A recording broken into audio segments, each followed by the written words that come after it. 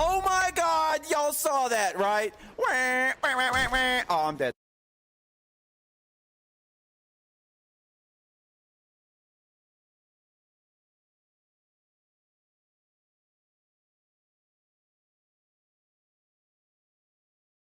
Thanks, Trigger. All right, mics are hot now. Okay, well, thanks, Trigger. I'm glad you enjoyed the audiobooks version of the books. I don't know how to talk about the books, but Books. yeah, books. Have you heard Infested Potatoes cards yet? They're at the very end. Oh, I bet they're great. Mm-hmm. He's sassy. Potatoes, good people. Yeah. He's stinking awesome. Oh, there we He's go. stinking awesome. Now are we audio live or No, or no. have we Well, been? our audio live is fine. I've been trying to figure out my center. You've been trying to figure out your center? No, this. So having screen an extra, setup? yeah, having an extra screen is great, but it's jacking with all my setup. There it goes. Okay. I just moved my gaming monitor up. I'm gonna try doing a little bit of standing desk tonight. I'm sleepy, even though I have another coffee. Did you get a Veridesk? No, Julie I might be built me a getting desk, one. Justin. I might be getting a Veridesk or a convertible desk at work. I'm kind of excited.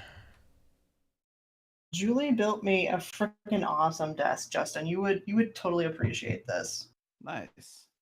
See if I can find a photo and upload it to Discord. So she's caught the woodworking bug. Yeah. She helped build a bookshelf for a couple of friends and then was just like, I could build you a desk that fits exactly the way you want it to. I'm like, right? Okay. But yeah, she did. It's she used what is it? Gas pipe that you can buy at a hardware store. Just like hard steel pipe and did a nice oak slab for the top and it epoxied it so it's nice and smooth and very sturdy. Pew pew. Choo choo. That should not have been on that channel, but okay. Heard it.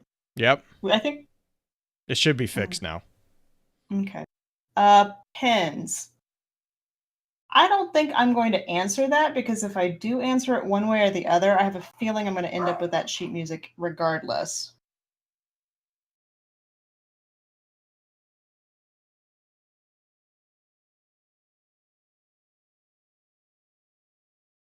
Oh yeah, we need to get Justin to record some of the books. That would be cool. Get him to record a Man Called Cade. Yeah, let's get Justin doing something productive. That's not what I said. I totally said that.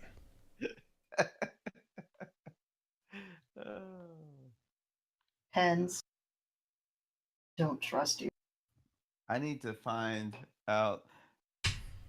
I've honestly it's like I just took a break from everything like fun for a little while, which isn't really cool. Isn't adulting fun?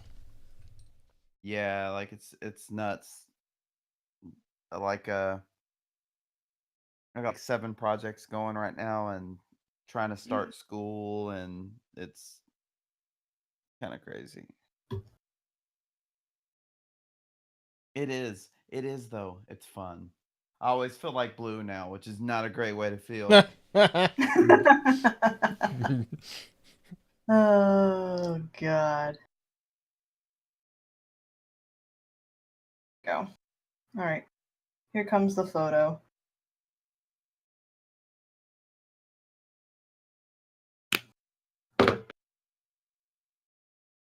The photo of the desk.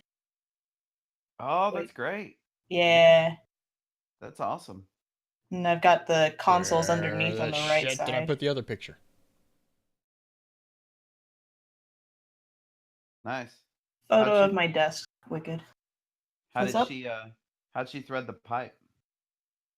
It was pre-thread. It's just those pre-cut pipes. So she was able to get like a 4-foot nipple already. That's crazy. Yeah. Actually, it's 5 foot because the desk is 5 foot long and 30 inches deep. Oh yeah, pretty cool. Yeah. I'm doing at least one run of overheads in my kitchen like that. Nice. Basically, you just you get like the little the pipe flange pieces that you got as the feet there. Mm-hmm. You screw those to the wall and then you build out, and then you have T's and you basically build shelves. It looks Nice. cool. It looks pretty cool. All that industrial rustic looking stuff is real popular right now.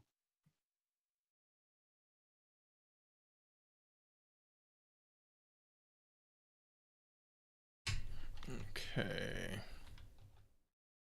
Oh my god, that's amazing. The desk? Having extra screen space. Oh. Extra screen real estate.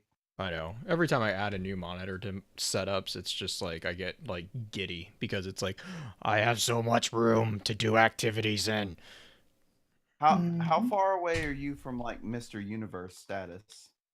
Oh, I still have a far way to go from there. He's already got hacker status. I don't know Is about what it that. is? That's a whole different setup.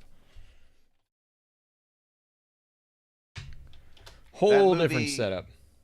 That movie holds a distinction as being Angelina Jolie Oh, won the that Academy movie. Award. Yeah, Angelina Jolie won the Academy Award for ugliest haircut on a pretty woman.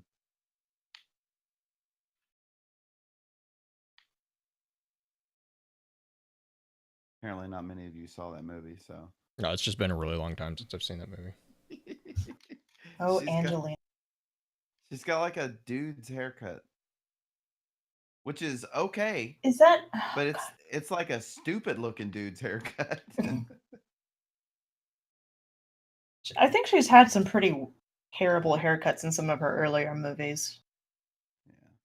Because there was another Angelina movie that she was really young. She had just the straight. It was like gosh, what from Kill Bill, the main character. Uma Thurman. Uh David Carradine. huh. Uma, kind of like that short, straight as a board haircut. Mm-hmm.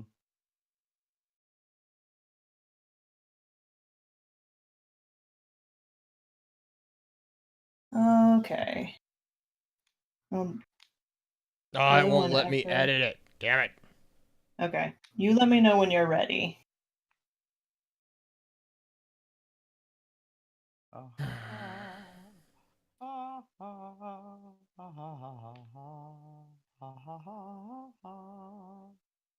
Sorry. Sound check.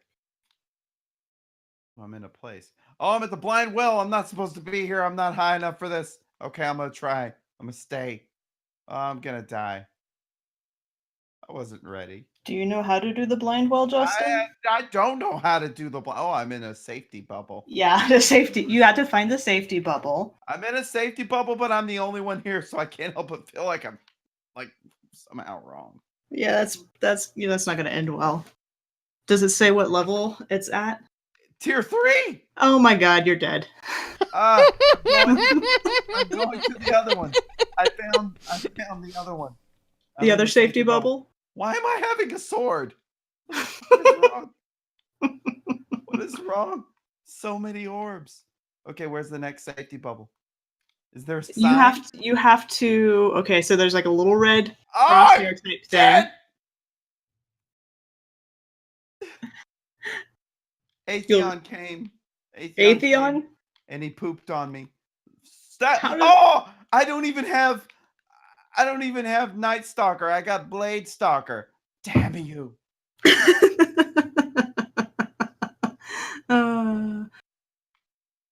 Yeah, no, I agree with Pins. No good is going to come of this. Oh. This is actually going pretty good. Yeah? Yeah, I'm a Blade Stalker, the big guy. Here we go. Are you on the We're go- big giant trolls at the end? No, we're at like the big Atheon dude. Yeah. No, and I'm just slaying folks. Yeah, yeah. I don't know. I feel like I'm not the hero these people deserve, but I feel like I'm the hero they need. Or the hero they just got stuck with at the end? Probably. Yeah. Oh, there's blind... a glowing dude. The glowing dude seems special. Yes. So if he has a shield, you have to kill the glowing dudes that don't have shields. Okay. Pick up the little ball that they drop. It's going to be like a purple glowy ball. It'll give you an automatic recharge to your super in about 8 seconds. That's and then why I have so much super. Yeah, then you use that to kill the guy with the shield. And you'll get more of those little glowy balls, and it only lasts 15 seconds. I think it's... Ooh. Yeah. Recommended power 580. Fuck you.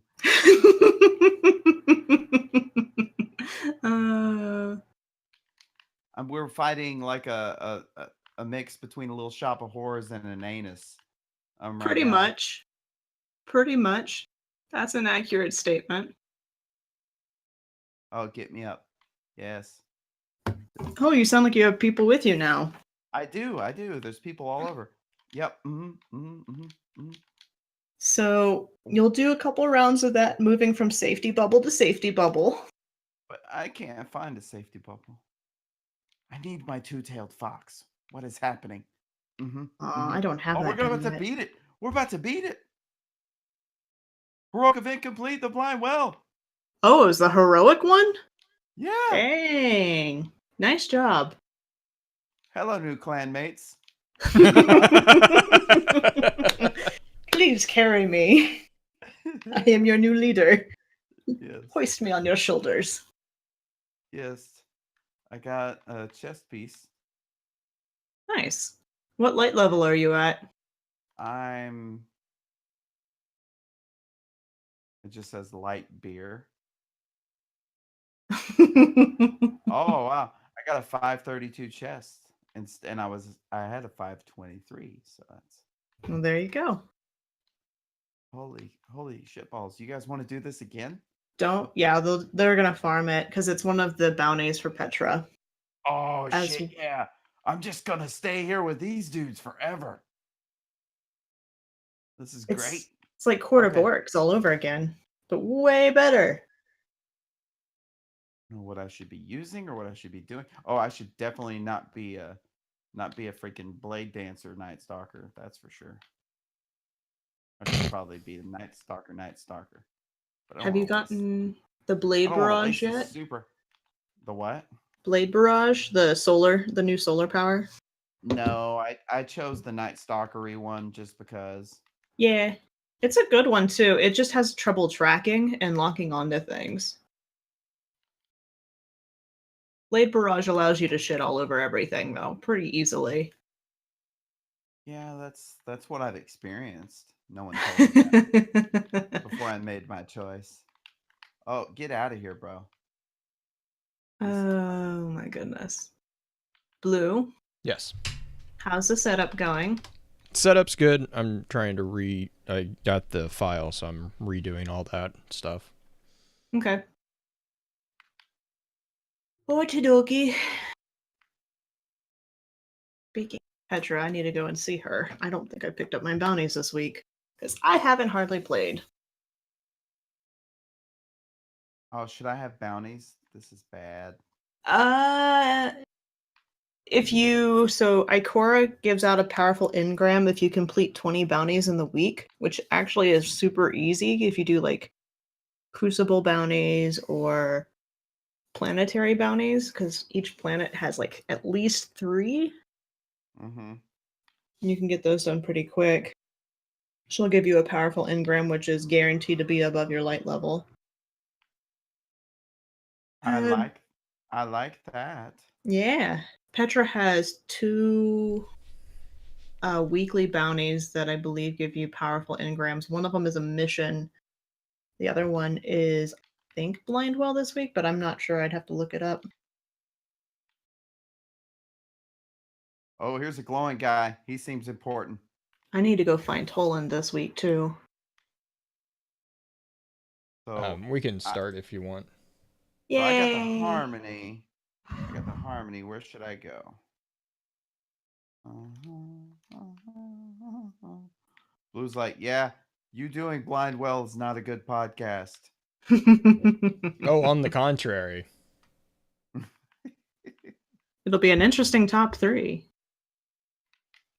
Justin, what's your favorite, like, number 3 thing to dress up as for Halloween? Scree! Ah! Oh, I don't have the thing. Wow, I have so many buffs. I'm like Buff Bagwell. Okay, Jay, I'm ready when you are, and when Justin's ready. I'm ready. Is there no beard? Beard tonight. is sick. He not feeling too well. bad. I've missed our curmudgeonly bearded friend. Yeah, he was pretty curmudgeon last week when he found out there's a ghost named Pulled Pork, and that it may be our ghost. It's not. Everyone. No, I know it's not. It made me Everyone sad when we knows got I that prefer confirmation. Oh, I died in the mist, like Okay. Thomas Jane. All right, recording is on. You good to go, Green? Yep.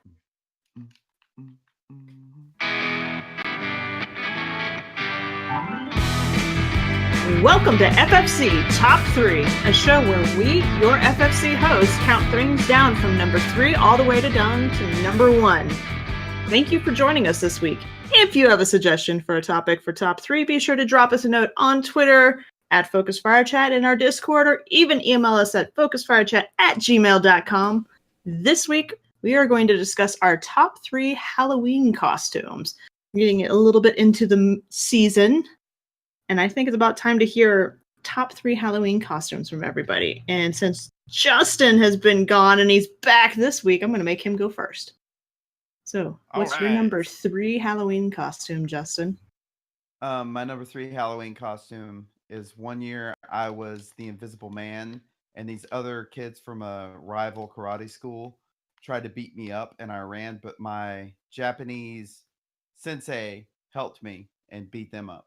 Wait, that was Karate Kid. I was like, wait a second. This sounds like the plot of something I already know. It's the plot of Karate Kid. No, Okay.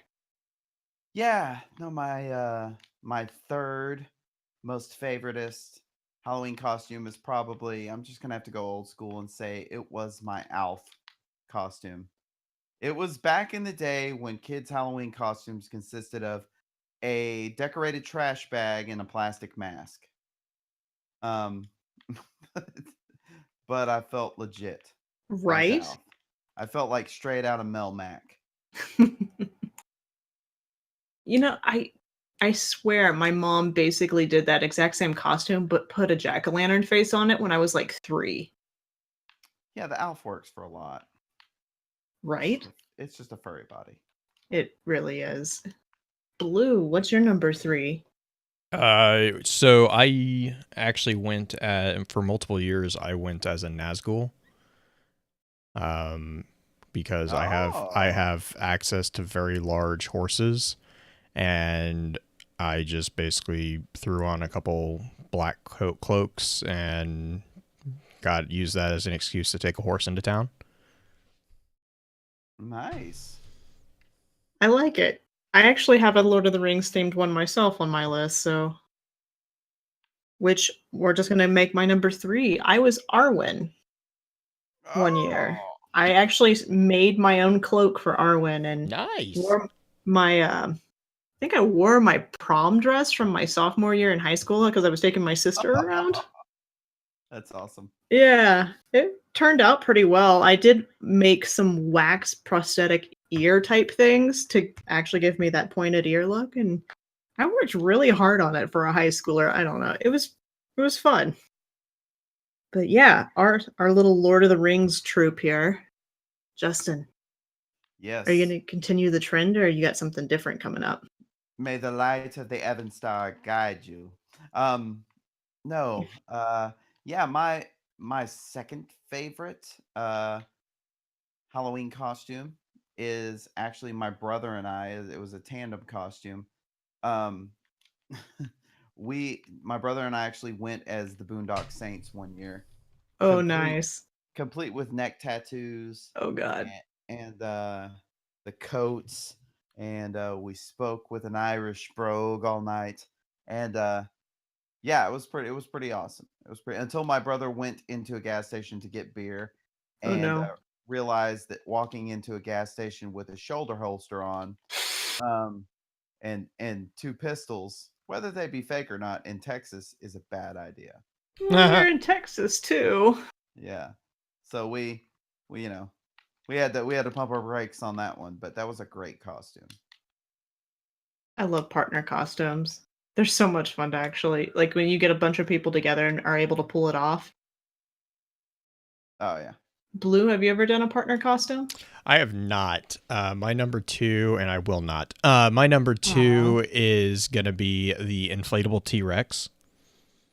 I have not done it, but I have plans on doing it, and I might have gotten permission earlier today to do it. I don't think my wife realized that this is not going to be restricted to Halloween. If I get the inflatable T-Rex costume, I might just wear it routinely around because honestly, it makes everything you do epic. And I've already gotten told from a couple of my coworkers that, so we have the scooters, the electric scooters or whatever downtown Kansas City. And they're already offering to pay for me to drive around the city if I wear the T-Rex costume. I mean, it's like kidding me? It's 7.5 feet tall. It's a huge costume. Right. And so, it's yeah. floppy. And Oh my gosh, it's so amazing. Oh, it's so amazing.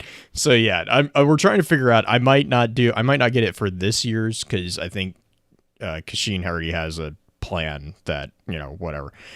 I just go along with it. So but she did inadvertently. She's like, "Yo, if you want to be a dinosaur, that's fine." I'm like, I'm going to remember this comment, and we are going to profit off of this. Because I'm like, I don't think you realize this is not just a Halloween costume. This is the new daily uniform. You show up to work. I totally would show up to work in that thing. Oh my God.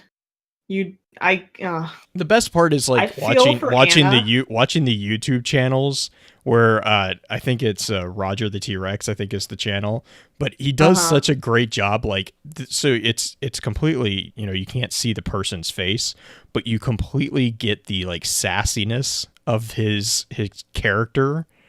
Right. And he does it all with the T-Rex arms, like he actually holds his arms like a normal, like a T-Rex would, so he can't do anything. And oh my gosh, I die every time I watch those things. Oh my gosh. I kind of want to pay you to wear that to like convention next year. If I'll be honest, if this happens, I will show up probably with a T-Rex costume. I'm going to probably bring that with me everywhere. And it folds down pretty easily. Yeah. It's inflatable. It's 100% inflatable. So it's like it folds down into like, I mean, I don't know how small, but it's got to be at least like 2 fists. Like, it's really thin material too. So it's just, yeah, it's the perfect costume ever. Oh my goodness. I feel bad for Anna right now. Because I don't think she knows what she got herself into. Does she though? Yeah, does she like really? I'm pretty sure I'm pretty sure she's pretty familiar with how my brain works at this point. She did her due diligence there. I feel like there's no one to blame but her. Yeah. Oh man. My number 2 is a partner costume I did with my wife a few years back, and we dressed up as Sunny and Cher. Oh wow! Because Julie is 5'10" and I'm 5'2", so she was Cher, and I was Sunny, and I went all out. I borrowed a bunch of costumes from the costume shop in town because we have a community theater. Borrowed a bunch of stuff from them and got some the wax for the mustache, like the little tacky, did a real looking mustache on my face and everything. It was like some of the best theater makeup I've ever done. We didn't win the costume contest, but dang, was it fun to get that deep into the makeup art for it. But yeah, Sunny and Sharon. I was Sunny. Nice. Just number 1 though. I bet you were the cutest little Sunny there ever was. I was a pretty dang good dancing Sunny, that's for sure. Actually, I'm gonna go ahead and give a shout out. My number 1 is actually a costume that has yet to come, but it's about to. I'm actually surprising my son with a costume of his favorite anime character. So, I got Sailor I Moon. no, actually, I sprung and bought Gavin from Japan a cosplay grade Naruto costume. Dang. And I got a full-on Kakashi wig Oh, and nice. mask, and then I bought a Kakashi hoodie for me that looks like his vest and stuff that he wears. Nice. So that on Halloween, when I surprise him with it, he's gonna have, and he's got like a wig and everything. Like he's gonna be able to be Naruto, and I'm gonna have a hoodie on and have a Kakashi wig and mask on. It's gonna be pretty cool. That's stinking awesome. The cosplay grade though, like Yeah, how much did on his costume? I spent $150. Dang. So I got a pretty decent one. Right. I spoke with Mel about it beforehand. That's a good idea. Yeah, I figured she'd be the good resource there. Totally. And after I bought Gavin's, I was like, oh, I want to show up and look just like Kakashi. And I was like, no, I'm not spending. Mine could just be a hoodie. A hoodie. I mean, And you're just the dad trucking around, right? Yeah, I don't need to be a full-on weirdo with it. You don't have to be a weirdo about it. God. I mean, Blue's over here offering to like get paid money to drive around like a T-Rex downtown. Can't hardly expect you to be considered a weirdo after hearing that a little bit. I don't understand why that's a bad thing. Yeah. I love you, Blue. I don't understand how this is a bad thing. That's like the Step Brothers. You know, when I was younger, I wanted to be a dinosaur. Yeah, pretty much. He's like, that's not even a thing. Like, that's not a job. Oh my goodness. The dinosaurs. Yeah. Speaking of which, Blue, what's your number 1? My number 1, so this is kind of like it's a weird one. Oh, it's not a weird one, but it's very, very like niche meme-esque type thing. It's called I don't know if you guys are familiar with it, but it's called a dope trooper. And so what it basically is, it's a stormtrooper that has a full white basically suit with a black shirt and then with the stormtrooper helmet. And it's oh my gosh, I've been slowly building this costume up, and to be honest, the biggest part that's the hardest challenge is actually the stormtrooper helmet, and that's just because they are crazy expensive, because I want the actual authentic helmet, not like one of the stupid little plasticky. Yeah. And so like actual stormtrooper helmets, I mean, the average generally is around like $400 to $600. I mean, it's a very significant investment, and so I just haven't pulled the trigger for obvious reasons on that one, because I like being alive, and my wife would probably shoot me.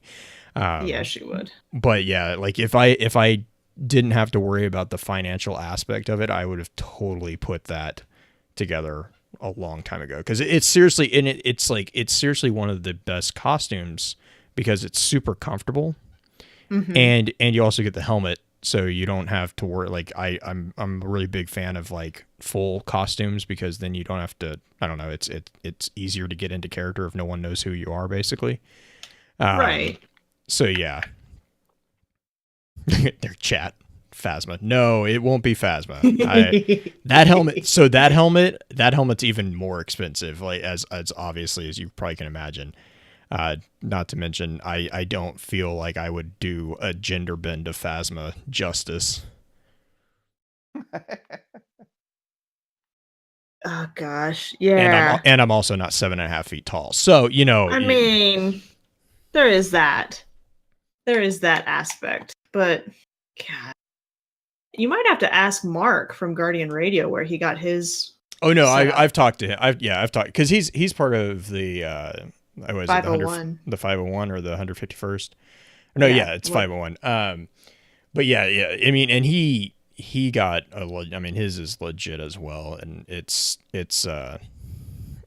not a cheap project. I'll just put it that way.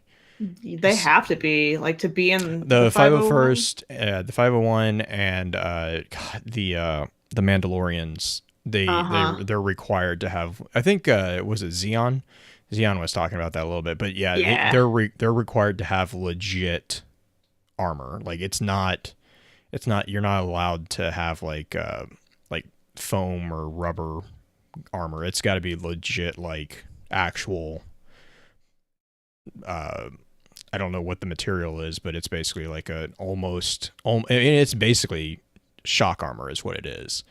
And it's got to be very, very professionally made. And I mean, there's extremely difficult requirements to be made. I think Rhino kind of knows a little bit, because Rhino does some stuff for the Spartan companies.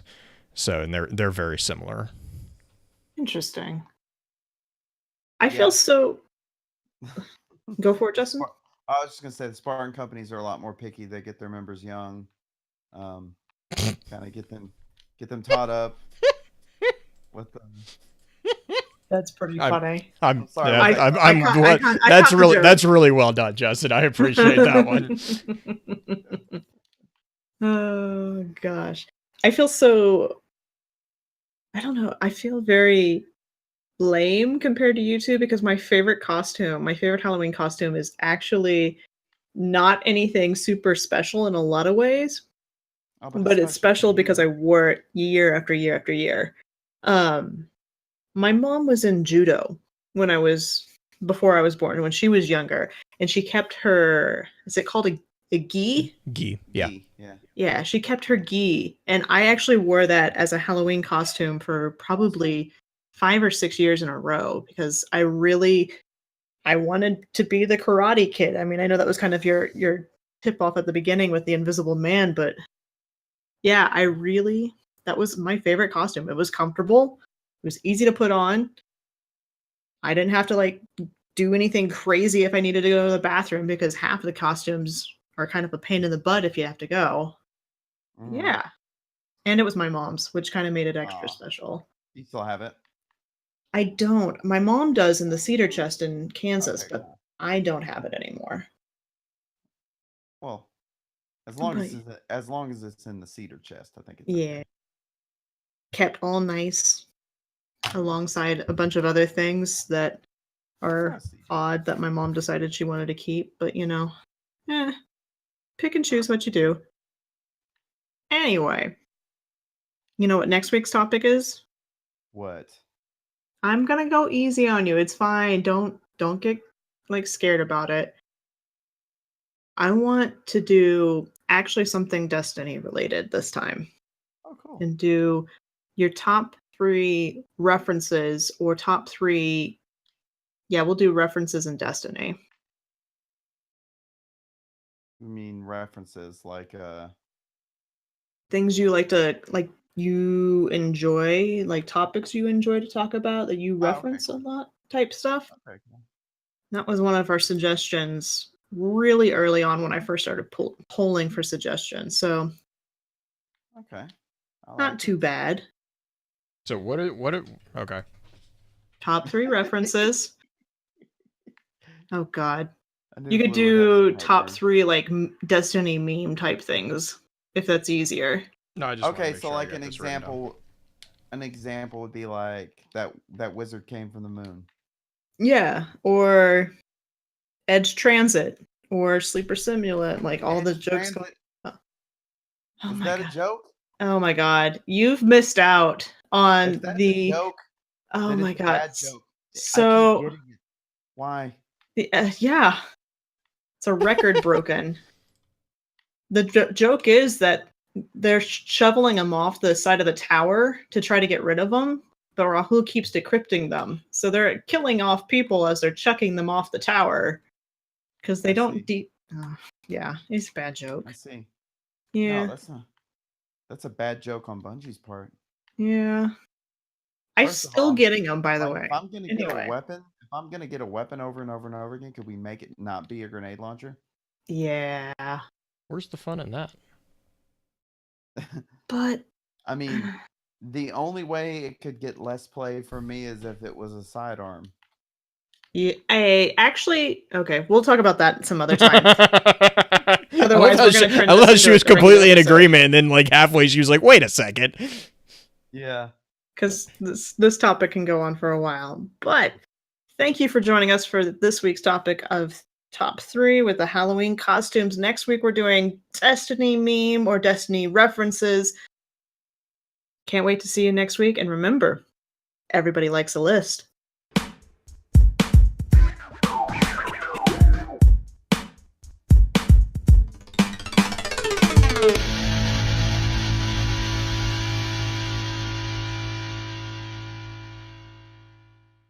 I'm so proud of you. You finally got a proper sign off. Little catchphrase type thing. That's amazing. No, that's great. That's perfect. It only took like 6 episodes, but Hey, yeah. that's okay. I couldn't have come up with anything better myself. That was great. Yeah. And everyone knows I'm great at naming things. So You are great at naming things. I might have recommended you high to a Bungie praise. writer on Twitter. Oh, on how to name stuff? Yeah, he was asking. He was like, "Man, how long is it? How long is it before it's too long that we're taking to name something?" I was like, "I don't know. Ask Justin. He's really good at ruining all names with nicknames." Uh-huh. Yeah, so I mean, Bungie should just get to know this. I'm gonna nickname it something, and it's gonna be done anyways. So you might as well just name it what I nicknamed it. Right? That's my thought process. Oh my God, there's so many options on this. On what? I'll always love you. Justin breaking out in song in the background. I'm just trying to sing my praises to this blind well crew that's just like, yeah, sure. Hop on. Yeah. I like Blindwell. It's been fun. And I feel like I can actually do something which is super important to me. All good things, all good things. I don't feel that way, but I'm getting Once you figure out the mechanics, you'll feel more helpful. I just keep trying to shoot the baddies. Yeah, that's most of it. If I shoot a baddie and he says immune, I start shooting another baddie. Yeah. That's a good idea. And keep the baddies away from the little flowers in the center that you're hiding around. Oh, is that what that is? They're like you're charging them. So I thought each that of those little areas you're charging up the blind well, which is so all the crazy things that have happened. We killed Riven and released a curse upon the Dreaming City, which is why the Dreaming City is covered in taken blights. Hiviness. Yeah. So that happened, and in order to break the curse, we have to charge the blind well in a 3-week cycle. And every 3 weeks, we'll be able to quote unquote break the curse, but it resets because Savathun's a bitch, and then we do it all over again. But yeah, we're charging up the blind well so you can actually go and visit Mara in her Ascendant Realm throne area. Or not Ascendant Realm. Her, I don't even know what to call that area. Event complete. The Shattered Throne. Is it called the Shattered Throne? It's think so that's the pretty. area. I think just- that's correct. Get stuck watching the skybox the entire time while I'm in there. By the way, when Riven swallowed Uldren, did anyone else have the song "Man-Eater" by Hall and Oates playing? Oh, here she comes. Sorry. I was like, I really wish I could. When I was playing that, I was like, I wish I could share that with somebody. Yeah. Wish I had some sort of podcast that was like an outlet for my thoughts. Talking about Uldren getting swallowed by Riven. Which, Yeah. God, the meatball. The freaking meatball. Because technically, huh? She'll chew you up. You gotta be careful. That meatball is so ugly. Yeah. There's a joke in there somewhere. An ugly meatball? Yeah, I'm gonna leave it alone. That's probably smart. Yeah. That's last wise. week you missed out all of the All the double that's what she said and phrasing. Ah, damn it. Yeah. Well, Even Beard got involved with it a little he bit. got in on it? Dang. Yeah, he did. We were so proud of him. He's grown so much. And yet grumbles so loud. I need to go and grab an adult beverage. A bathroom break and an adult beverage. So it's kind of a self-defeating trip. There you go. Oh my goodness. I need to be safe in the blind well, so I'm going invisible. I'll be right back. That's not gonna last, by the way. Guardians 6. The voice, I don't remember what the voice sounds like in the yeah, it's cutscenes. No. The voice is the meatball at the end of the campaign, and yeah, it's basically like a Cadmus from Doom. Okay. But it's also I might have a segment to talk about actually the chimeras because they kind of have a bit of tie-in to Most Loyal as well. So did you know that, I don't know how much you know about the raid, but did you know when you load into the raid, when Riven speaks to you, she picks a different character voice to use? Like a few people on this fire team will have the same one, but I've heard Riven use the voice of Ikora. I've heard her use the voice of Zavala. I've heard her use the voice of Mara herself when she's talking to you, which is creepy and freaking amazing, and I'm glad they did something like that.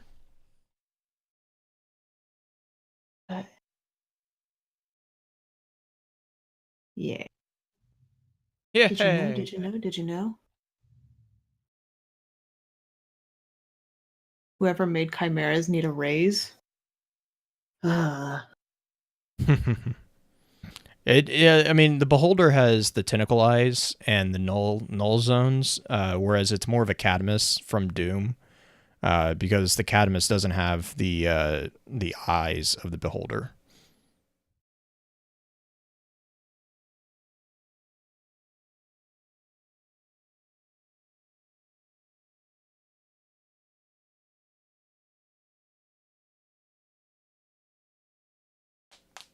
No.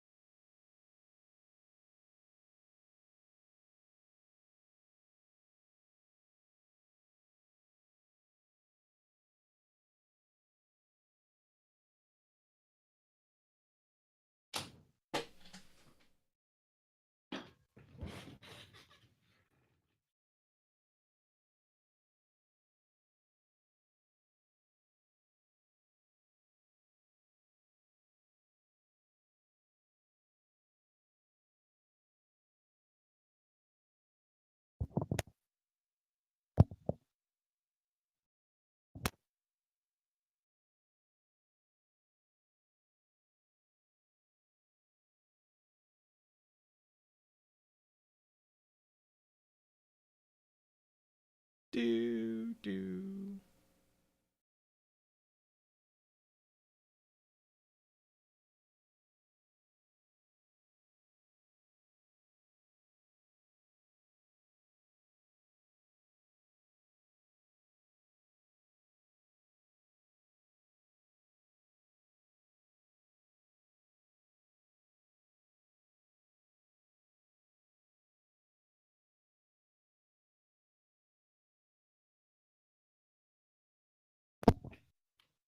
I'm back.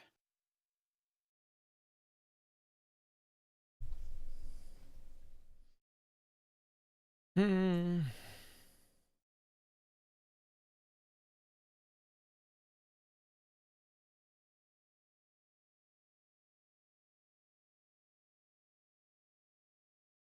Green, you still there? Or wait, sorry. Yeah, sorry, I was muted. Nope, you're fine. Hello? Hello? Hello. Hello? Hello. The utterly disloyal Varix. I don't know if I would call him disloyal, Dynamo. Or Dino. Purple names are hard to read on that screen. I'm telling Purple that. It's not here. I don't have to read her name right now, and if she was here, she would be in chat with us. I'm just saying. Purple names matter. Oh, God, Justin. Oh, my goodness. Well, Blue. Yay, it worked. What worked? Blue? What? What worked? There. Oh, no. You fixed the t-shirt? Yeah. Yay! And I Justin, got it. look at the t-shirt I helped design. I got all the colors. Like, Oh, yeah. freaking all the colors. Nice. That's the beauty of a transparent image. Yeah. I'm glad I found that. I actually had to, thank I just God. needed to go back into GIMP. Is that what you used to make that? You'll have to show me how to make those.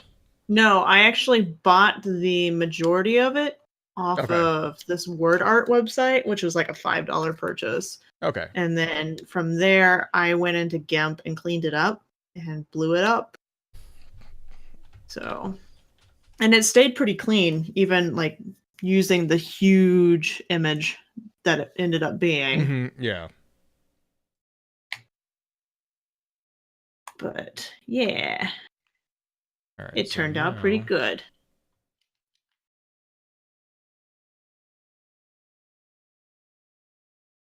Yeah, looks pretty great, actually. Yeah. All of our episode titles up until when did I do that, Jay? Do you remember? A couple months ago. Yeah, I think it was right before Guardian. No, it wasn't before Guardian. It might have been No, right it was after Guardian It was card. after, yeah. I think it was back in like early August when I did this one.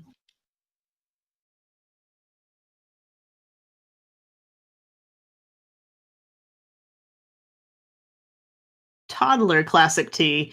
If you want to get a Focus Fire Chat shirt for your toddler. Man, you know what? As much as my son wants a Focus Fire shirt, that's why I put it on there. Ah. Tank tops, kids' tees, sweaters, and hoodies. Ooh, V-neck. That is happening. I tried to get, man. Okay, so there is price differences for women's shirts, and I don't understand why. Because it's called the pink tax, and it sucks. Yeah, I have no, like, I literally tried. I tried to put it as low as I possibly could on all the costs, and like it was. I mean, I think it was like $3 or $4 more. And I'm like, what the hell? Like, I don't know. I felt bad, but I tried to. That's actually super normal. Most women's shirts are at least a third of the price higher than men's shirts, which is why I tend to buy men's t-shirts, because Yeah, they because really okay, so the classic there's really no tee, the difference. classic tee, I was able to get down to 15, and yeah the women's classic is 20. I'm Yep. like, what? I'm like, what? And so I yeah tried, it's guys or ladies, I tried. yeah a lot of us will probably end up just buying like the unisex men's t-shirts because But I got hoodies, and Teespring's nice now. You don't have to have a limited campaign run. Oh yeah. Yeah, it's pretty impressive actually. Well, that's good. I wish you could blow up the image a little bit more so you could see everything. Yeah, I know. I had kind of had to. That's the only thing I don't like about it. But regardless, it's still a freaking cool t-shirt. Tell me again how Destiny has no story. Yeah. Typography is always hard. You're always walking a fine line between making it look decent and be readable. Right. Well, the They image are.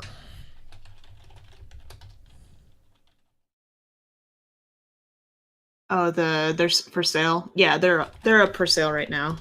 That's why I was being quiet there for a minute, was because I literally had to go through and find like every single one of them. I had to redo all of those again. And like the annoying thing is like it's much easier to use Teespring now. But they still kind of have like weird gimmicky stuff. And it's like, and one of them is it'll copy all the settings through your new your like the new design or whatever, but on the back of the shirt it moves everything to the right, like it justifies everything to the right. So like all the stuff that I have centered, I had to go back and on every single one I had to manually like drag it back into the center of the thing. It was like, I'm like, what the That's why so weird. why like why are we doing this? Oh goodness. Oh, you even got it on the back of the hoodie. Yeah, Okay. yeah. I mean, like I said, the creation process of it was really nice, actually. Oh, sorry, Dino. Those were my dogs. Because Buddy and Caleb are jerk faces.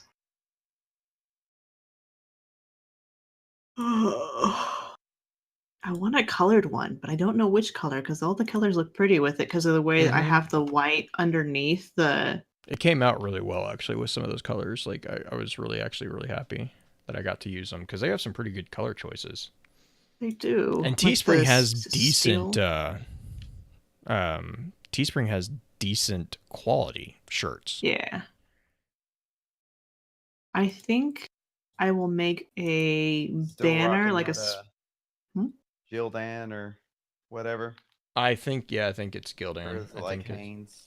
no, I think Probably. they do Gildan. I think they still do them. Not Hanes. Let me see. I don't know if they say. Yeah, they don't say. It would in the descriptions, won't they? Not on the classic one. Hanes. Oh, no, yeah, Hanes. Nice. It's not too bad. Some of their soft material stuff works out really well. Yeah, I think the premium ones are the ones that are. I don't know. I've always been. The shirts, I think they do run small. They'll shrink if they're cotton. They shrink. Like, they shrink. Like, heads up, they shrink pretty bad. Justin, the main image is in the image Dropbox for us in the shared folder. If you wanted to see the transparency I made.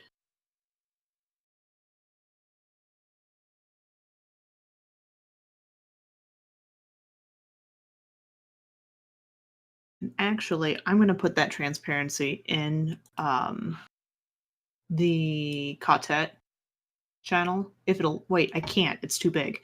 The which one? The transparency. It's too big of an image to I can put reduce it. I have it on my machine. I can reduce it down. Could we put it in the Quartet for the guys? Yeah. I will get let me make a note and I will do that after the show. Cool. That way they can see it up close.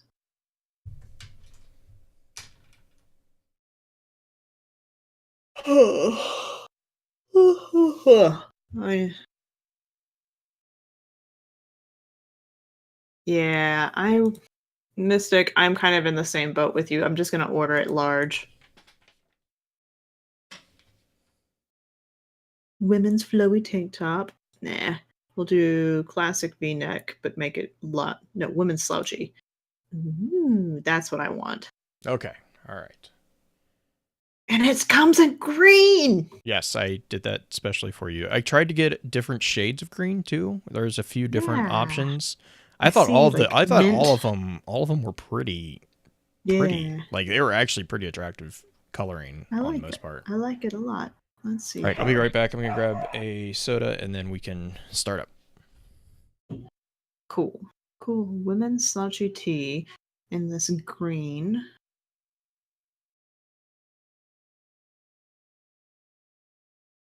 Let's see here. What size? Let's make it nice and slouchy.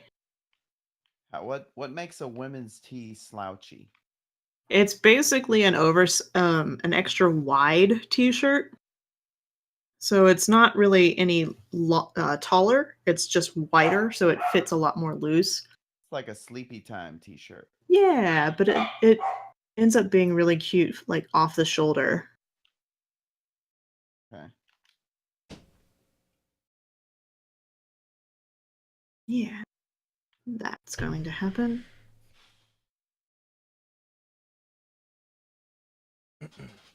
And I got killed. you got killed. Uh-oh.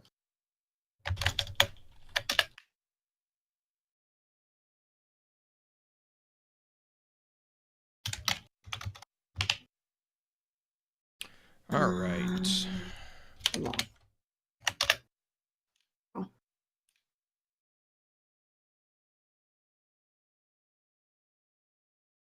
Shh, nobody tell me. I just ordered this t-shirt. I won't tell him you just ordered this t-shirt, but I'm pretty sure he heard us. My wife? Oh, your wife. Sorry. I thought you meant Blue. No, Blue. I don't think Blue would be mad about me ordering the t-shirt. No, I thought maybe you didn't want to burst his bubble like he would think somebody random bought it. I mean, that would be cool too. That would be nice. I mean, that's kind of like you make something and you're really proud of it, and then you find out that you sold 100 of them, but your mom bought 50 of them. Yeah, but I still sold 100 of them, so whatever. Right. Tell Julie I got the sheet music pens. What is everything is on fire? She doesn't know what sheet music it is, and I haven't told her about it because we haven't had a ton of time to talk about it. I'm sure I'll talk to her about it in the morning because she's in bed. Are we ready? Yep. Oh, we're so ready. Okay. Dude. Oh, I was in the bubble. Today's chat is brought to you by, well, all of your support. Through the patronage you provide the Focus Fire chat team through Podbean's crowdfunding, we are able to provide you with the weekly podcast as well as the website and other aspects of Focus Fire chat. If you have any interest in becoming a patron of the FFC, please be sure to visit our website and click on the support link. Even a single dollar helps, and for those of you who are already patrons, thank you again for your generosity.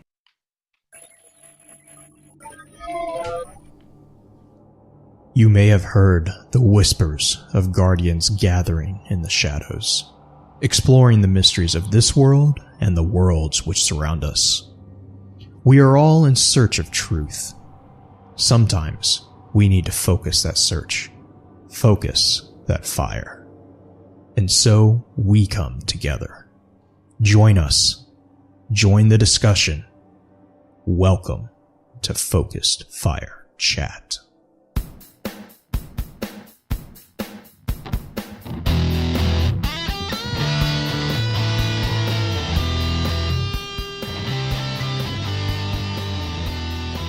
Welcome back to episode 147 of Focus Fire Chat, recorded live on October 19th over on twitch.tv/Focus Fire Chat. As always, I want to give a big shout out to our live chat here with us tonight. Thank you so much for joining us once again. Our topic for tonight's episode is going to be a look at the most loyal lore booklet. But first, let's run through a quick introduction of those on the show for tonight. As always, this is your host, Blue Crew 86. And we also, just in case anyone was worried about him, we also have with us the man who has said has the voice of a flower, an individual who goes by many different names and who is really good, apparently, at hiding from his fellow podcast hosts, Justin Sane 0516. Justin, what guys do you have on for us tonight? just the regular one, sorry. Although I can tell you that in my time away, it wasn't all fruitless. I was able to secure some sponsorship for the show, so that might help us out with revenue. This show tonight is brought to us by Varric's Desk. Varric's Desk, God. the stand-up desk for the four-appendaged Elixini type office worker. Varric's Desk. I'm kind of mad that you didn't make a jingle for that, to be honest. To be fair, I just now came up with it. Fair enough. I was like, oh crap, I gotta come up with a name. Okay. Well, next up we have our own master of social media, the one and only Green-Eyed Music Lover. Green, I hope you're doing well. How's the week treated you so far? I'm good. I've actually taken a little bit of time off from the game, which has been a rare thing at this point. And so it's been good. Taught Justin how to run blind well right before the show started. That was so that's hilarious, by the way. Oh my god. Did an Get into the job. safety bubble. I still don't understand it. Yeah, I know. It's because you're on Xbox and I'm on PlayStation right now, and I can't actually walk you through it. I'm sorry. I failed you. Well, I know for this episode, so there's a special announcement that we have, but real quick, do you want to do the special announcement or do you want to do the question first?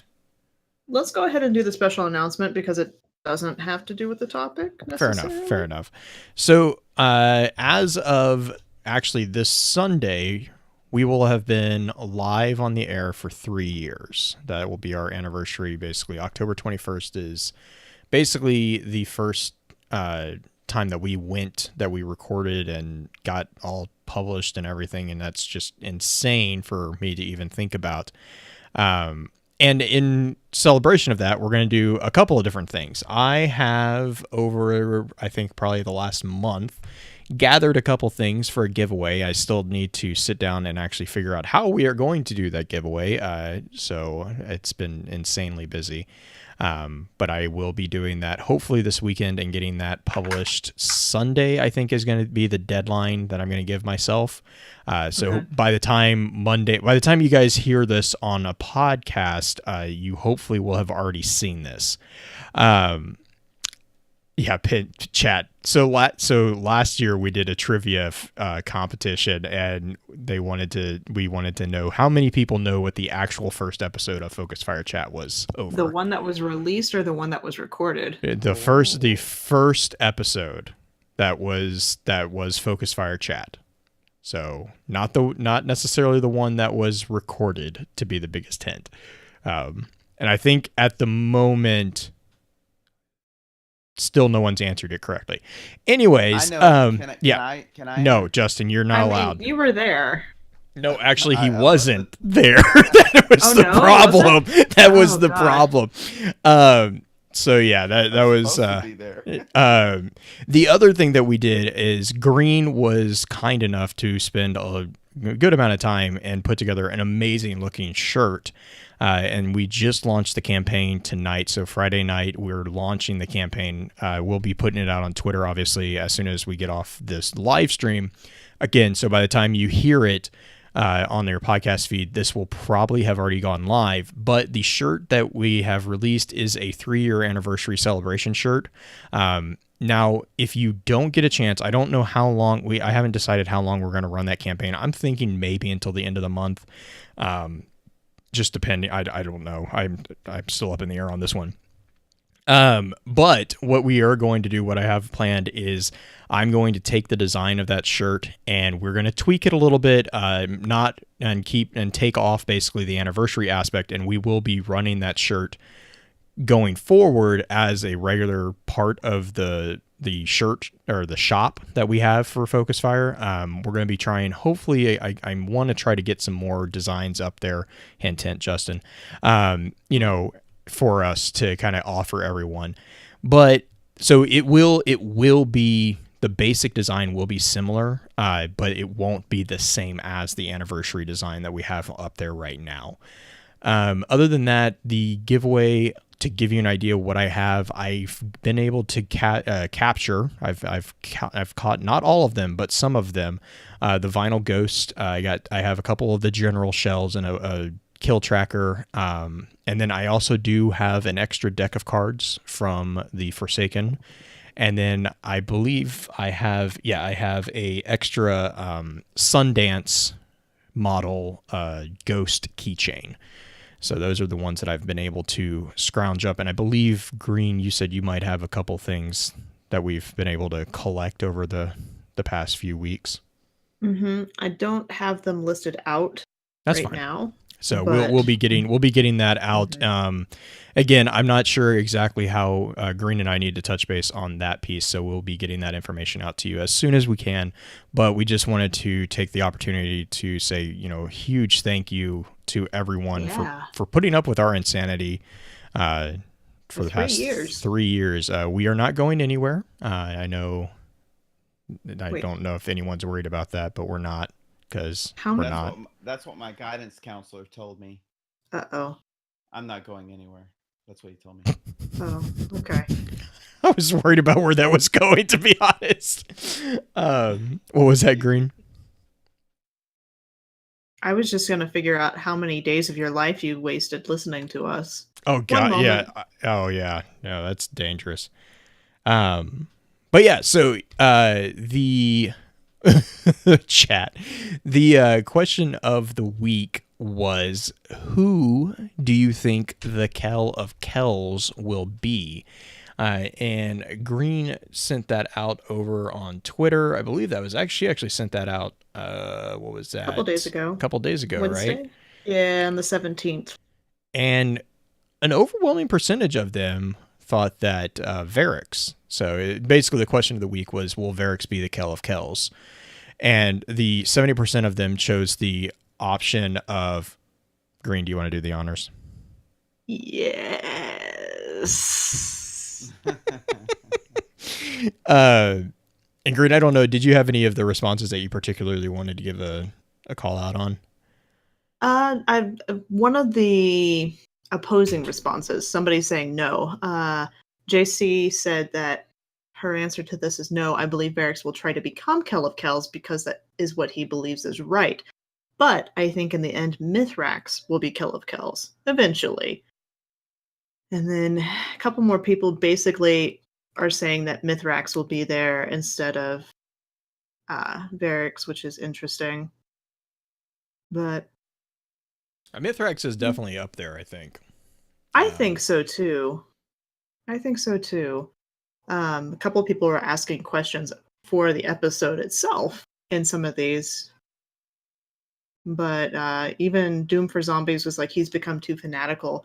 He's only about the Elixir. Mithrax seems much more likely at this point. So lots of Mithrax fans as far as the commenters go.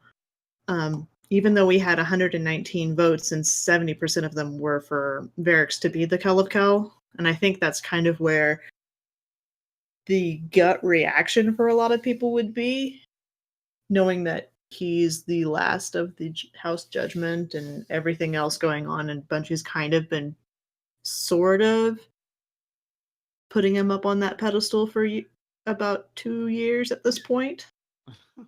That's fair, and I think we can get into that a little bit, obviously, with the topic, but because I think the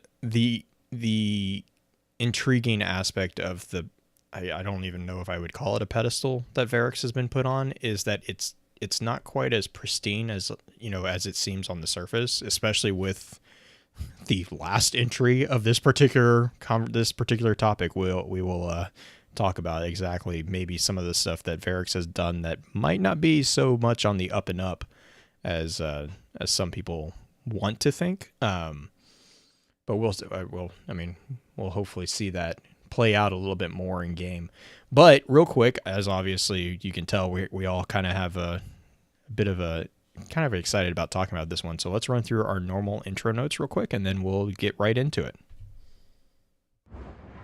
In our last episode of Focus Fire Chat, we discussed ghost stories. If you ever miss an episode and would like to catch up, please be sure to check out focusfirechat.com for archives, articles, and links to the other aspects of Focus Fire Chat. If you don't mind, please rate and, if you can, review the show on iTunes, Podbean, or whichever podcasting app you use to enjoy podcasts. Reviews are extremely helpful as they not only let us know what we can do better, but help us stay up on the charts, which helps others find our amazing community. To those of you who have already taken the time to leave us a review, thank you once again. As many of you already know, Focus Fire Chat is a cross-community gathering where the intent is to offer a week-long, in-depth view of a particular subject from within the lore of Destiny and other games. This chat begins every Tuesday morning and runs until the following Tuesday, with topics decided by the group via a poll that begins every Friday and ends on the Tuesday morning of the new chat. Every Friday, at around 10 p.m. Central, we get together to stream a high-level summary of the previous week's chat for those who were unable to participate. Please be sure to also give some support to the other podcasts in the Guardian Radio Network, links of which can be found on our website. If you're a fan of lore in all its various forms, be sure to also check out thelorenetwork.com, where you can find a wide variety of some amazing content that covers a number of different titles and mediums. Our next chat is going to be a discussion on the lore booklet Maracina. Note that there will not be a poll this weekend, as we are going to set aside next week's discussion for a summarization of the extra lore content for October, Bloodborne. With all that being said, here's Green with a high-level summary of tonight's topic. Oh, what does it mean to be loyal when your loyalties are split in such a way that they contradict each other? We've all wondered about Varix since the House of Wolves DLC, and what his role as the warden of the Prison of Elders looked like. In Most Loyal, we not only get a glimpse of how Varix was treated, but also hints of his own motivations and tribulations. It in some ways humanizes the Fallen, making his decisions relatable and thus not as black and white as we at first may have assumed. So start the episode. Yes. Before we jump into the information and thoughts that the community had about Most Loyal, however, let's have a quick chat about this week's Lost Lore.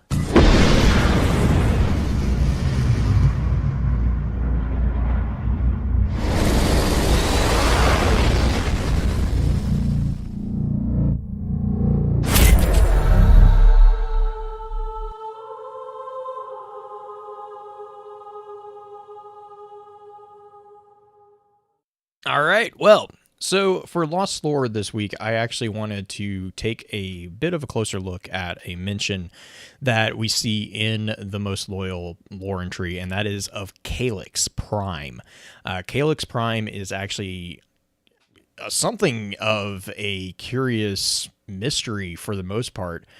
We know from earlier information that Calyx was somewhat important, but we kind of find out within Most Loyal that Calyx is a very, very significant servitor to the Elixni during their golden age. So real quick, to kind of take a step back and kind of talk about that a little bit, for those who are joining in on the game who might not be fully familiar with what the servitors are, other than giant Pokeballs that run around and shoot purple beams at people. Servitors are basically, they're described as living relics of the past fallen civilization. Servitors are highly advanced machines that can process matter and energy into the ether that all fallen depend on for life. They can fulfill a support role on the battlefield, but also anchor fallen communication networks and provide technological support.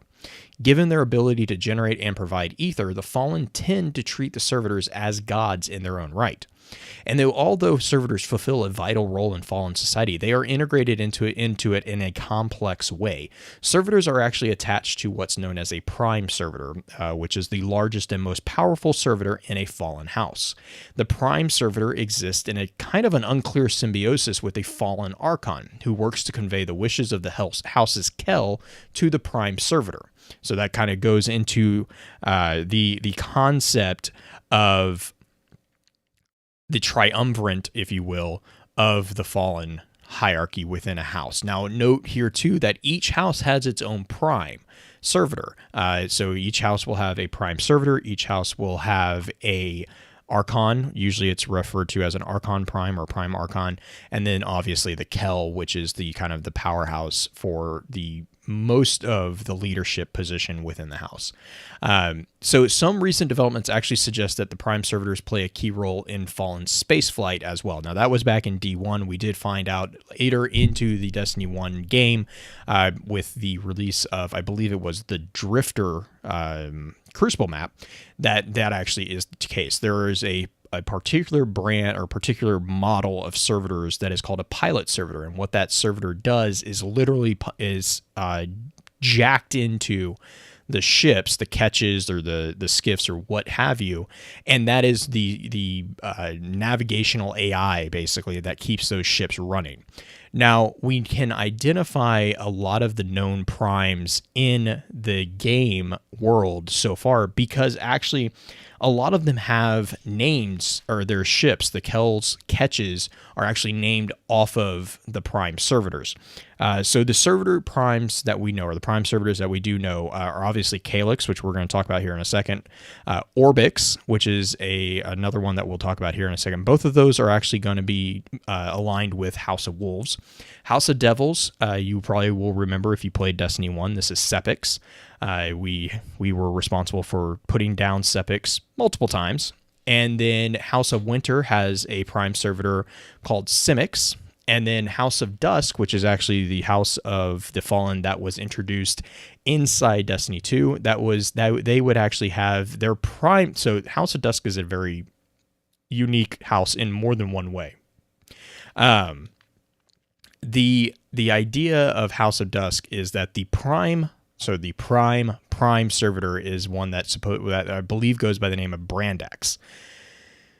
There is also a call out to the fact that the House of Dusk has created several generic prime servitors to basically increase the amount of ether being extracted. And the kind of concept here is that each one of those prime servitors has a network of servitors underneath it that help extract ether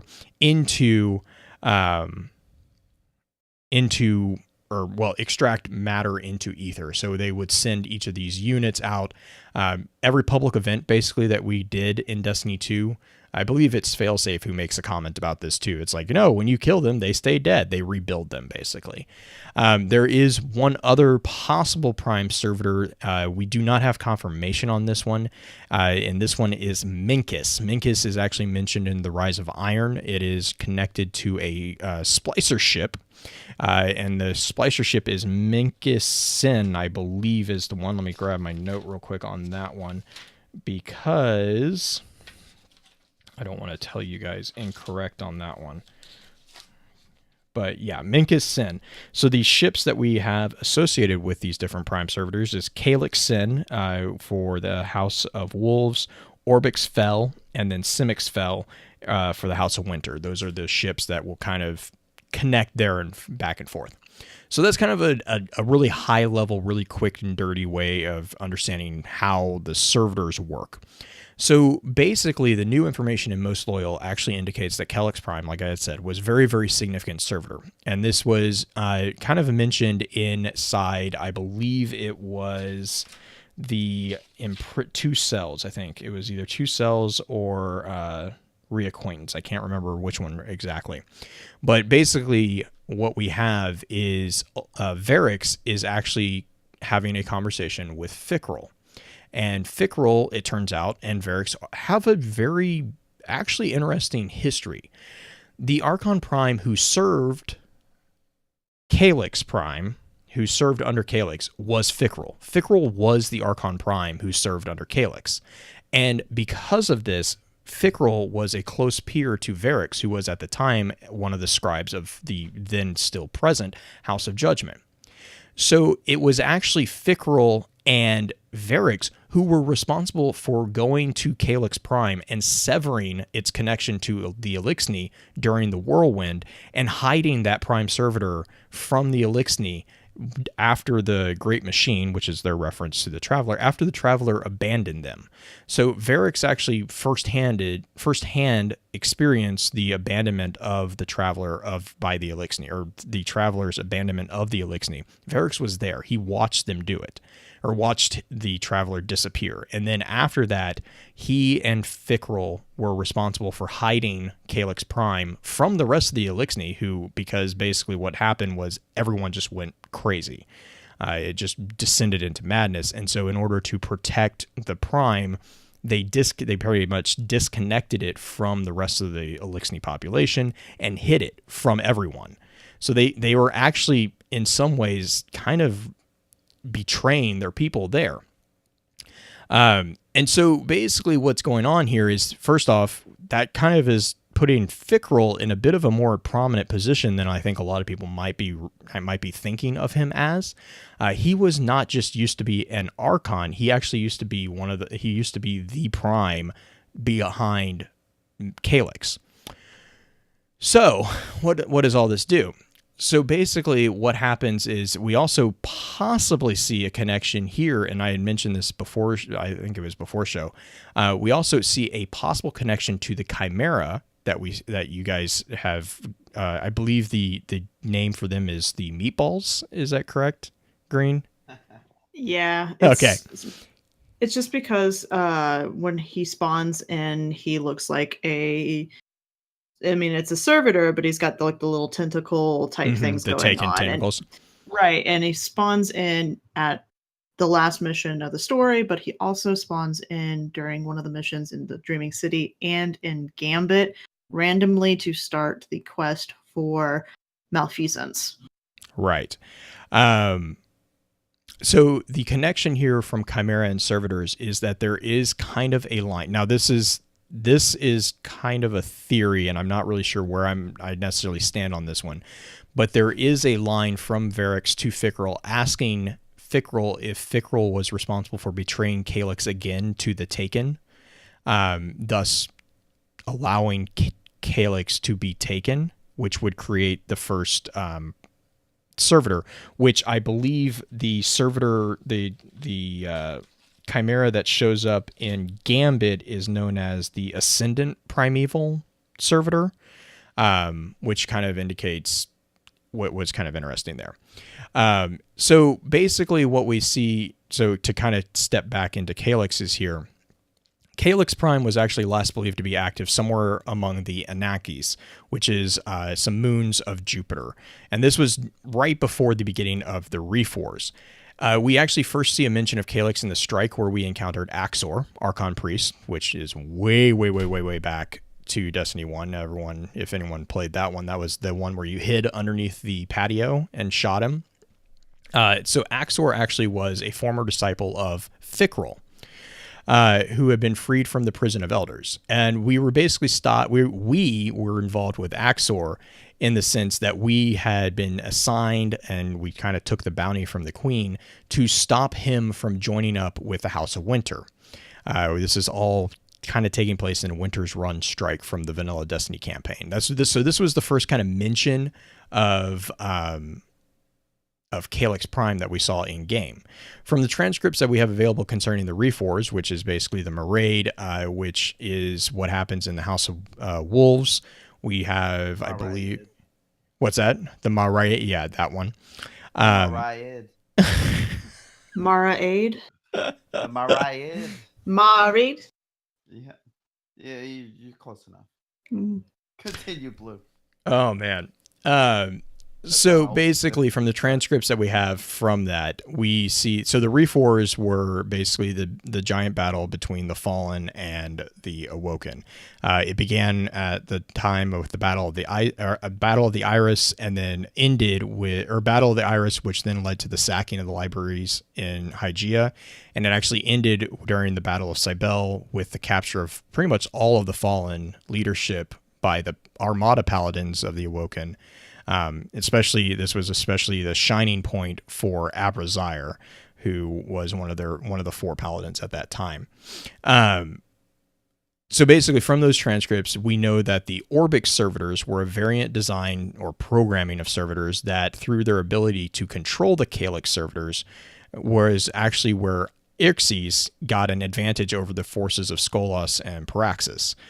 So also, basically, to kind of go into little bit of explanation there. What happens is the Battle of Iris is where Mara, if I'm remembering this correctly, is where Mara kills the current Kell of the House of Wolves, or the former Kell of the House of Wolves. When she does that, she creates a vacuum of power inside that house, and basically all of the captains and barons of the House of Wolves turn on each other. The prominent figures are Skolas, Paraxes, and Ixes. Or Axes. Sorry. So basically what they do is Skolas and Paraxis go after the Calyx servitors, and Araxis goes after the Orbic servitors, or Ixes goes after the Orbic servitors. When she gets the Orbic servitors, she then gets control of that. Note here that we don't know the origin of the Orbic servitors. There is a theory that it was a modified version of the Calyx servitors, which would explain the ability of the Orbic servitors to control the Calyx servitors, but we're not sure. This basically kind of goes in, and what this allows Mara and the Awoken to do is they basically just sit back while all the Fallen kind of kill each other until they have the opportunity to just swoop in when they're weak, and that allows them a much not an easy quote unquote victory, but a much easier victory over them. So this goes then into the Prison of Elders. So our next kind of introduction, or next kind of vision of Calyx here is Calyx Reborn, which is in the Prison of Elders challenge Machine Wrath. So this is again during the House of Wolves. We actually see the introduction of Calyx Reborn, and this is a servitor that was actually kind of kit bashed together by the imprisoned House of Wolves members. And what they did is they basically took all these lesser servitors and smushed them together and then created Calyx Reborn. And they view this as the resurrected Calyx Prime.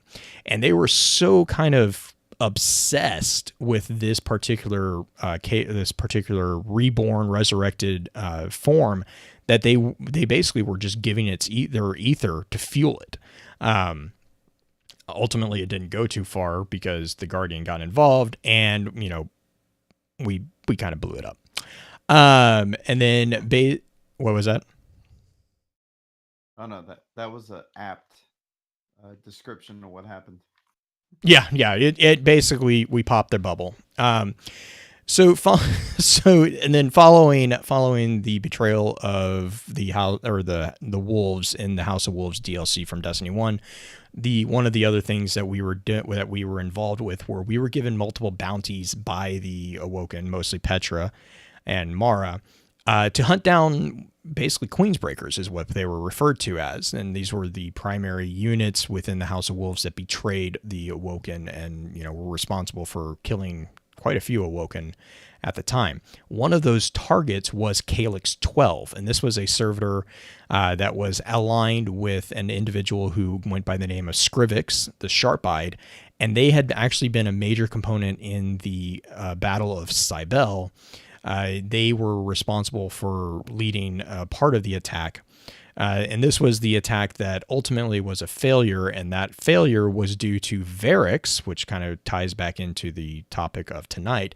Varix actually betrayed Skolas to Mara after Skolas kind of went off on the deep end and started basically killing innocent civilians. He was not okay with that, and so he defected to Mara. And the Royal Armada showed up basically with all 4 of the paladins, which was at the time Abrazire, Hallam Finn, Kamala Rior, and Leona Brill. This was after I just blanked on the individual's name who Hallam was replacement of. She had died, and he was her protege, and then he was also responsible for a lot of stuff. That he was responsible for a number of the battles that they won that I completely just blanked. But so all 4 of the paladins show up, ambush their fleet just after the wolves arrive, and then basically Calyx 12 and Scrivix try to escape, and Abrazire is actually the one that hunts them down and captures them, and then basically throws everyone into the Prison of Elders, which is under Varrix's control, because what Varrix does is he passes judgment over them. We learn a little bit more about that as well in the Most Loyal book, but that's kind of a really, really, really brief look at Calyx. Calyx is a very big deal to the Elixni. We learn quite a bit about the Elixni Golden Age just from the bits and pieces inside Most Loyal and a few other throwaway lines about them throughout the lore or throughout the entries that we've gotten about Varrix. And it's actually kind of interesting, some of the stuff that we heard. I want to know more about Edge Wars, to be honest.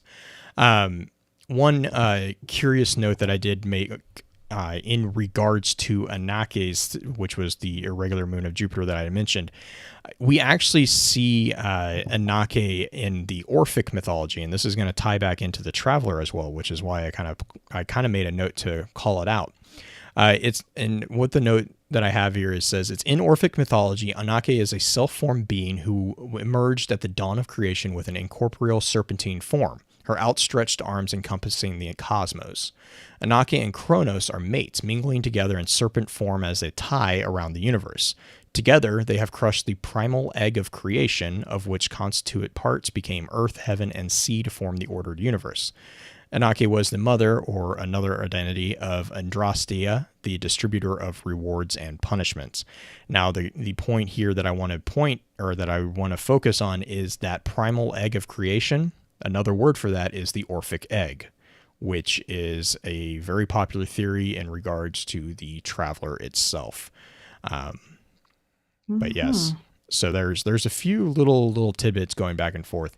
And Dino is correcting Dino is pointing out, yes, it was the end of the Refors when the Calyx Prime was hidden around Anake's, I believe.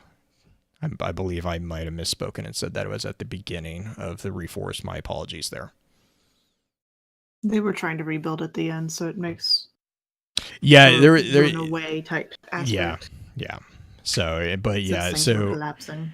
And so the interesting thing here for me was that with Calyx, what we see a lot here is Calyx and Varrix are very familiar with each other. They know each other.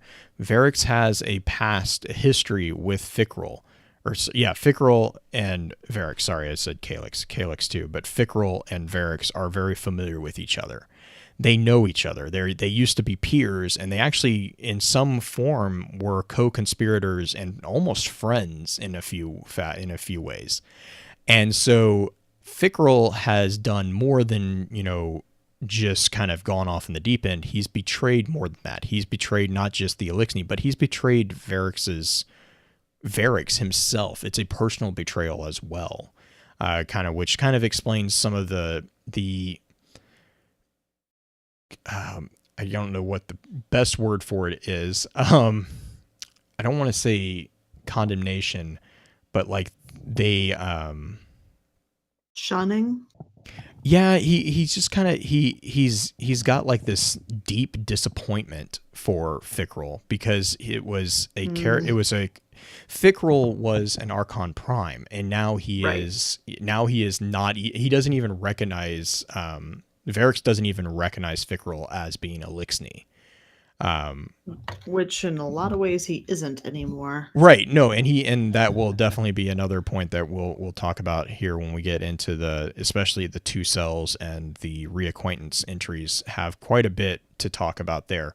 But like his view of Fickrell, because when he first meets Fickrell, or when he first is reacquainted with him in two cells, he approaches him and he speaks in High Elixni, which is like the tongue of like basically the royalty. Because remember, the thing to remember is the Elixni were very feudal. I mean, that's, it's very easy to see this feudal system of the Elixni here. And he approaches Fickrell and he speaks to him in High Elixni, and Fickrell's response is basically in English. And it's just like, I mean, it basically to this echelon like a slap of in the individual. face. Yeah, I was going to say it's a full slap in the face, because we also see within, I believe it's Job Undone. Job Undone, we get introduced to a character known as Grox, who is who's like this. I kind of like Grox. He's a bounty hunter, but he's like I want to think I get a picture that he's a vandal, but I'm not 100% sure on that. He is a fallen, and the reason one of the call outs in that entry from Varix is that the only reason that Varix deals with him is that he speaks Elixni. He still knows how to speak Elixni. And that to Varix is very important. Like that's keeping with the ideals of what he sees as the Elixni, not as the fallen. And yeah, in chat, is making a comment about Fickrell's betrayal wasn't just of, his friend, it was the betrayal of his ideals. It was betrayal of what they stood for before the whirlwind occurred. They had survived the Edge Wars. The Edge Wars, the Edge Wars were a violent civil war that the Elixni were involved with prior to the Travelers showing up. So the Travelers showed up much similar to our like humanity's own golden age. The Traveler shows up to the Elixni home planet, wherever that is, we don't really know, and actually brings to a close these things called the Edge Wars. All we know about them is that they're violent civil wars that were just atrocious events, and that kind of ushers in the golden age, which is ushering in peace, a more stable system of political nature.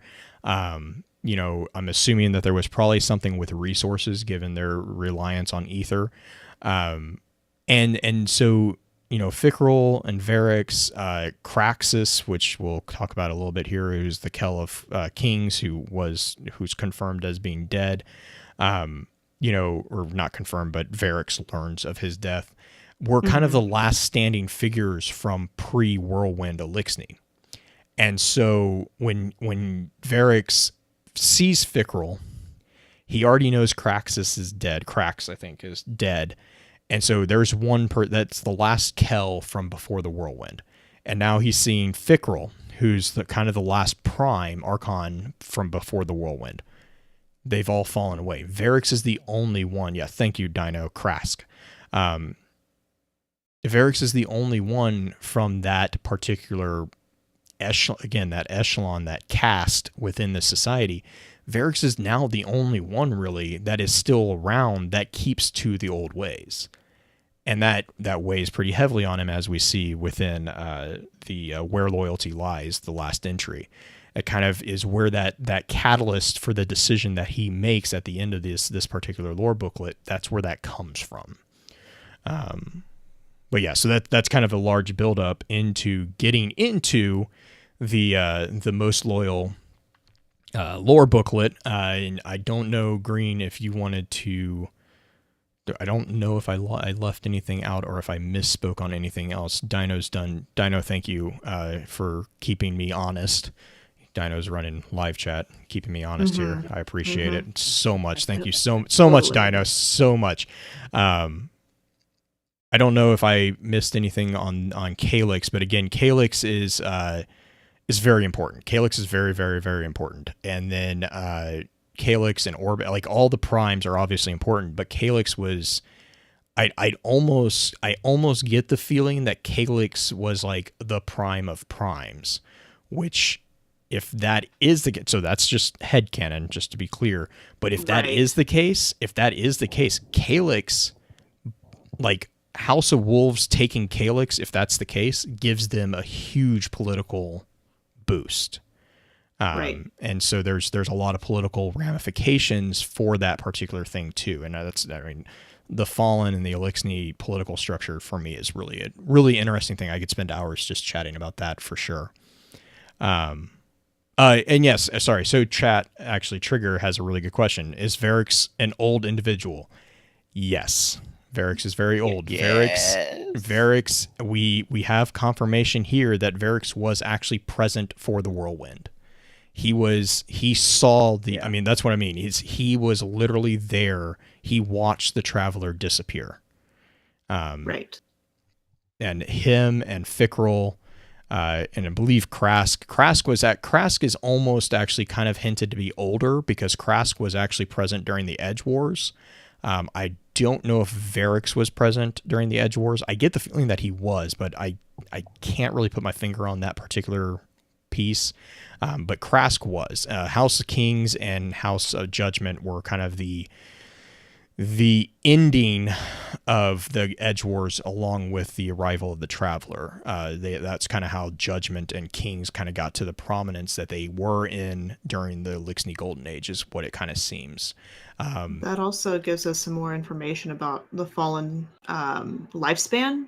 Yes. In so much as that they are a much older race than, I mean, they've been an old race this whole time, but the fact that their longevity each and of themselves, that's new information. I don't think we ever had any real information about how long each of these Fallen would live for if given the chance. Nothing concrete.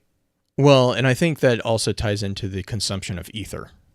Right. I think ether is God, longevity. that card is so sad. Just knowing how little ether they're giving. Varix. The less is more card. Yeah. Mm-hmm. Where you actually see some tenderness between Varix and Petra, which I love that card because of that. Yeah, Petra likes him. And Varix likes Petra. He just doesn't think that she's a good leader. Right. Which I don't think Petra would argue with. Petra is not a leader. She's a warrior. Who he thinks is a good leader makes me cringe slightly. I mean, I understand why, but at the same time, it's like right, yeah. But let's jump into that. You know, let's look at this particular set of entries. Again, huge shout out to Bungie. I know Dino will be keeping us honest in chat, but thank you again to Bungie for giving us a semblance of order. I'm absolutely loving this. Easy topic segregation within the entries. Yes. So basically, just real quick before I hand it over to Green to kind of go through the entries, real quick summary of Most Loyal. Basically, what this is it's a summary of events following the Taken War as seen by Varix, with special focus on the imprisonment of the Barons and Uldren. This is actually it starts off being a really general like time frame, and then I think it's about the second or third entry into it, it zeroes in on a very short period of time. So it goes from being a really big summary, and then all of a sudden you're kind of seeing a almost a moment by moment recall of a particular moment leading up to the beginning of Forsaken. And so basically what this is doing is this is serving as an explanation of what is going on as far as the setup for the Forsaken campaign from the perspective of explaining the reason for our Guardians' involvement, and the Guardians of the city in general. So the note that I actually wanted to make here as well is that we are giving a number of pieces of confirmation here. First off, we do get just bold-facedly confirmed that, you know, everyone's theory that Varix was Green Raven, yeah, that's confirmed. Like, Varix is the Green Raven that has been trying to contact the city since Rise of Iron. That's called out in almost one of the first things that gets confirmed.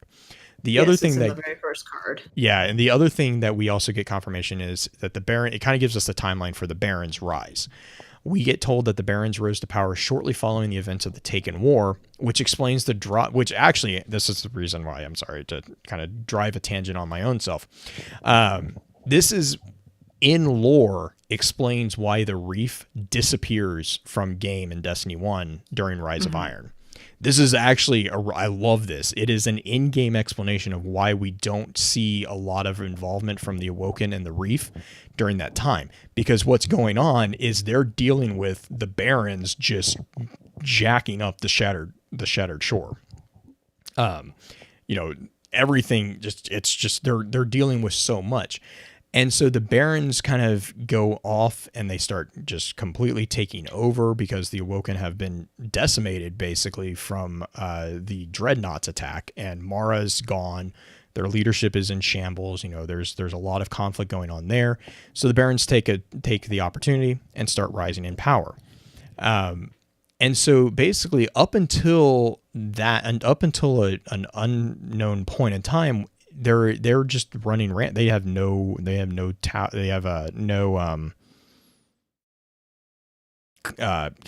curbing influence. Like there's nothing there to stop them. Mm-hmm. And then we see Cade and what was called Cade 6, which were, I get the feeling it's just 6 chosen guardians. Like a raid team. Yeah, we don't know who they were. There's no confirmation of identity on any of these, but basically Cade and his 6 come in and actually end up capturing the majority of the Barons and then supposedly killing Fickrell.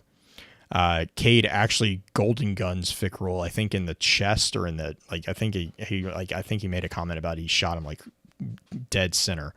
And this kind of ties into the Forsaken Prince lore booklet, specifically to Fanatic Part 2. Fanatic Part 2 is where Uldren actually cross paths with Fickrell and resurrects Fickrell basically using corrupted ether, which, to kind of tie that back into the Lost Lore section, invalidates the claim that Fickrell is the cause of the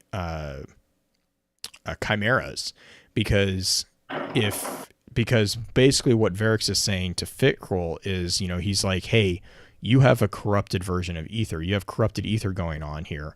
Did you betray Calyx, and then that was the source of this corrupted ether? Well, we as readers of the lore know that the source of the corrupted ether that Fickrell has within him is actually Uldren, and then Riven in a way, because of what is going on with Uldren.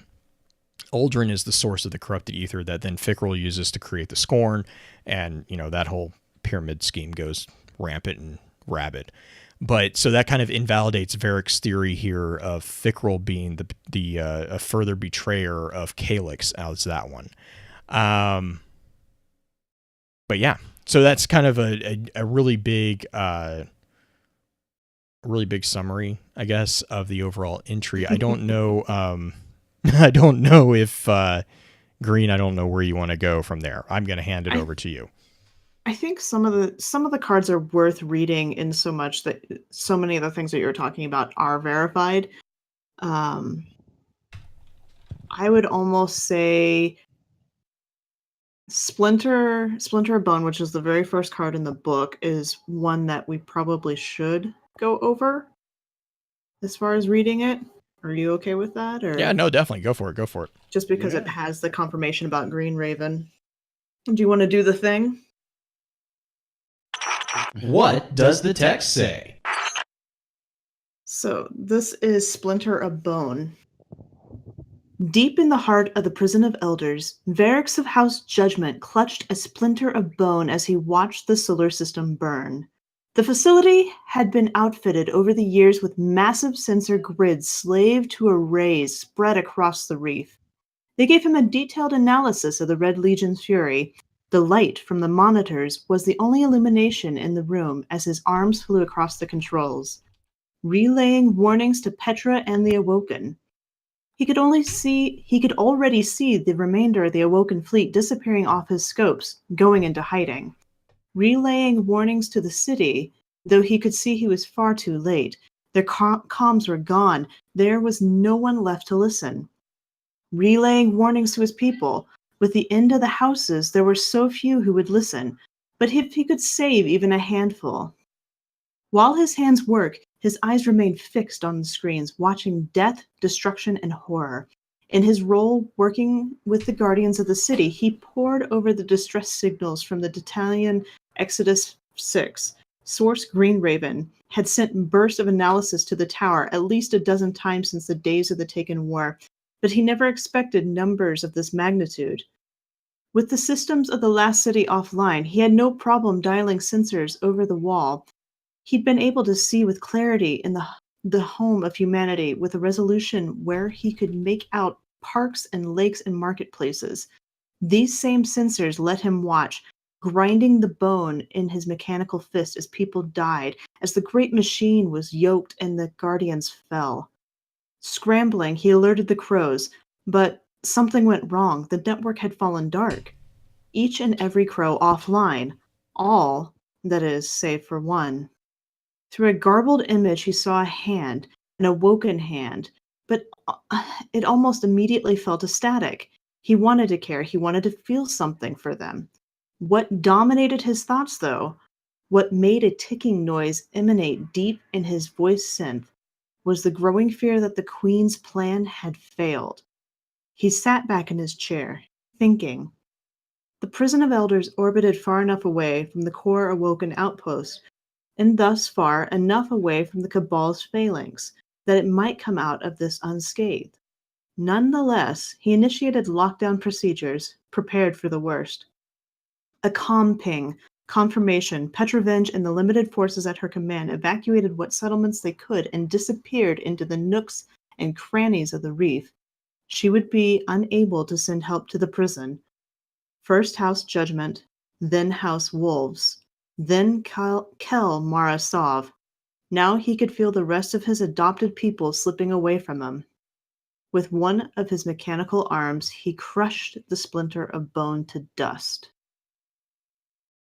So this card gives us that confirmation that, yes, Varix has been the one basically giving us information about the Cabal on their way, but he didn't know how much was going to happen as quickly as it did. He didn't see that much of the Red Legion coming.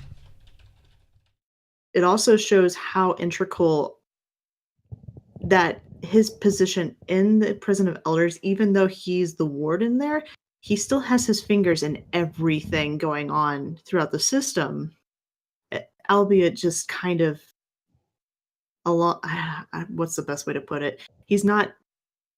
He's a spider on a web. Yeah, he's the spider. That's a good way to put it. He's like the little spy master type thing. And his crows, the crow, that whole scene with what we can assume is likely Aldrin taking out one of the crows.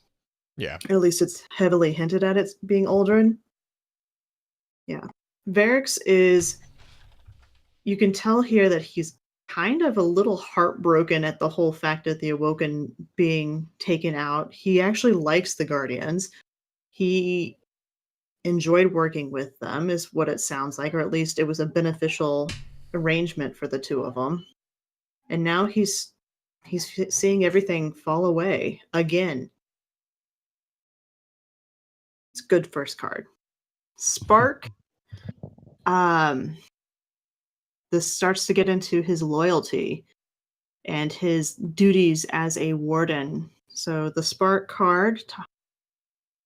You don't have that one on here. Why don't you have that one listed, Blue?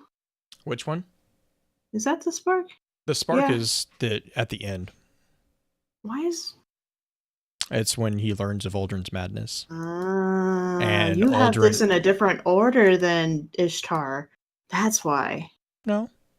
I see you.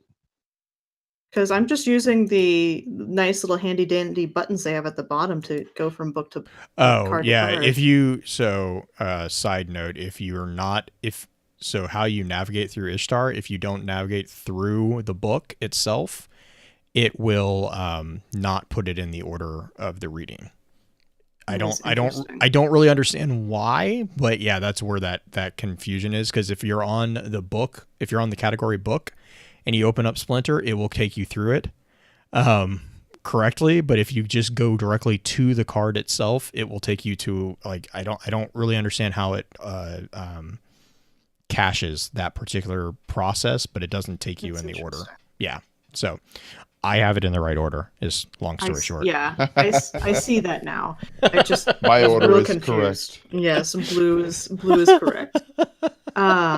So less is more is the next card. And we get to see kind of the Scorn coming into the Prison of Elders. He watches Petra march their latest prize into the cell block. And excuse the dogs in the background. We have guests tonight, puppy guests, so there might be more of that. I'm sorry. But you get a kind of an image of Varix and his duties a little bit, and has his distaste for the Scorn. Mm-hmm. He really, really doesn't like it. And this is kind of the sad card I was talking about earlier, where you learned that Varix, his sustenance still comes from ether, and the Awoken control how much ether he gets. And Petra says, what does she say? Might want to up your rations. Yeah. You're looking a bit gaunt, which is real sad. I'm like, oh, I feel bad for Varix. He's being kind of, I don't think he's being starved necessarily. But... No, and I kind of argue, I don't think it's, I mean, like, I'm not going to fully say that I disagree, but I think it's more, the Elixni themselves, or the Fallen themselves, are rationing their ether. Yeah. I don't think it's an external ration. Like, I don't think it's an external sort. Like, I don't think the Awoken are like, no, you only get X amount today. Right. I think it's actually a self rationing, because their servitors are being destroyed. If you remember what the barons are doing, they're ripping the servitors apart. So as their servitors are destroyed, their ability to extract ether is being kind of taken away. So they only have the tanks, I guess, of it that they have. And so, again, because this is to kind of throw back also for the Fallen. Remember, they've traveled between galaxies. They've gone through the long dark, and they've had to ration themselves before. They know how to do it, and I think that's kind of where at least that was the feeling I got from it. Yeah, because I can definitely see at that. The end, I think Otherwise, it seems rather heartless, disturbing. Yeah. Disturbing. his band on his arm that he has to wear when he's in the never mind, I'm not following that one anymore. Anyways, I kind of, the ending of that particular card is kind of where I kind of get the sense that it's more of him imposing it, because he says, like all his kind since the appearance of the Red Legion, he had been forced to ration his intake. Right. The other thing we learned from this card, what you mentioned beforehand, is his how he favors Petra. Yeah, I love this. Like, I love this because up until now, it kind of hasn't been blatantly said. It's been kind of like inferred in between the lines, but this part, just like this particular one, just fully calls it out. Let's see. It's right before the ration. He watched her go, or do you want to? Yeah, sorry. He watched her go. If his anatomy allowed for it, he would have smiled in kind. Hers was a heart always in the right place, even if the outcome of her decisions was less than ideal. She did not, however, fully appreciate the threat that these Scorn barons posed. He had tried to warn her when they were just 7 dregs and a heretical archon. Now their terror was spreading through the reef, with more and more Fallen answering the barons' anarchistic call. She was right about one thing, though. He could stand to increase his intake. The thought of it made Varix thirsty for the flow. Like all of his kind since the appearance of the Red Legion, he had been forced to ration his intake. He never felt so weak, so close to death. But he would survive as he always had. Varix knew the time would inevitably come when he would have to survive on his own.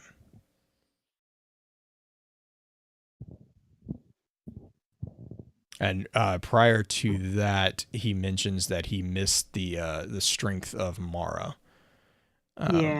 Because he says he only misses his Kel. Yeah, only a true. Yeah, he says only a true Kel understood that survival was not a game of waiting. and Petrovenge, for all her military prowess, was no Kel. Yeah. On the I next like card. that last line though.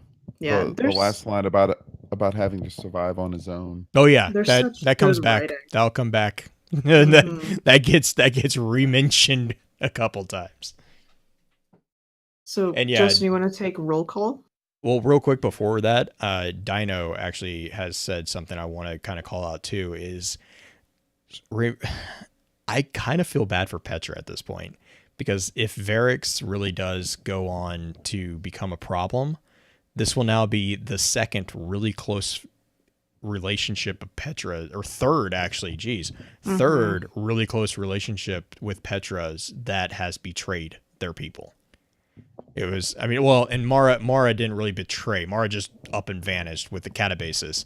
But like Aldrin, they were, I mean, like you get with 2 cells, and I think it's 2 cells, you get a sense of just how heartbroken Petra is, and over Aldrin. And then if Varix also goes, I guess, I don't know, goes dark, or goes the dark side, or whatever you want to say, however you want to say that. I worry Petra is just, you know, she is very invested in those individuals, and I don't know how she will handle it. I'll be interested to see how that works out. She may never trust again. Dun dun dun. But yes, roll call. Roll call. Okay. After the Taken War, the scorned barons banded together in a time of weakness to become strong, to prey on anyone and anything that practiced the old Elixni ways. They began the one thing their people needed to survive: ether. In a way, the barons had become heads of a new house, priests in their own rights, and arbiters of their own trials. The terror they unleashed had almost grown as powerful as any Kel. These heathens were not Elixni. They were more fallen than any of their brethren.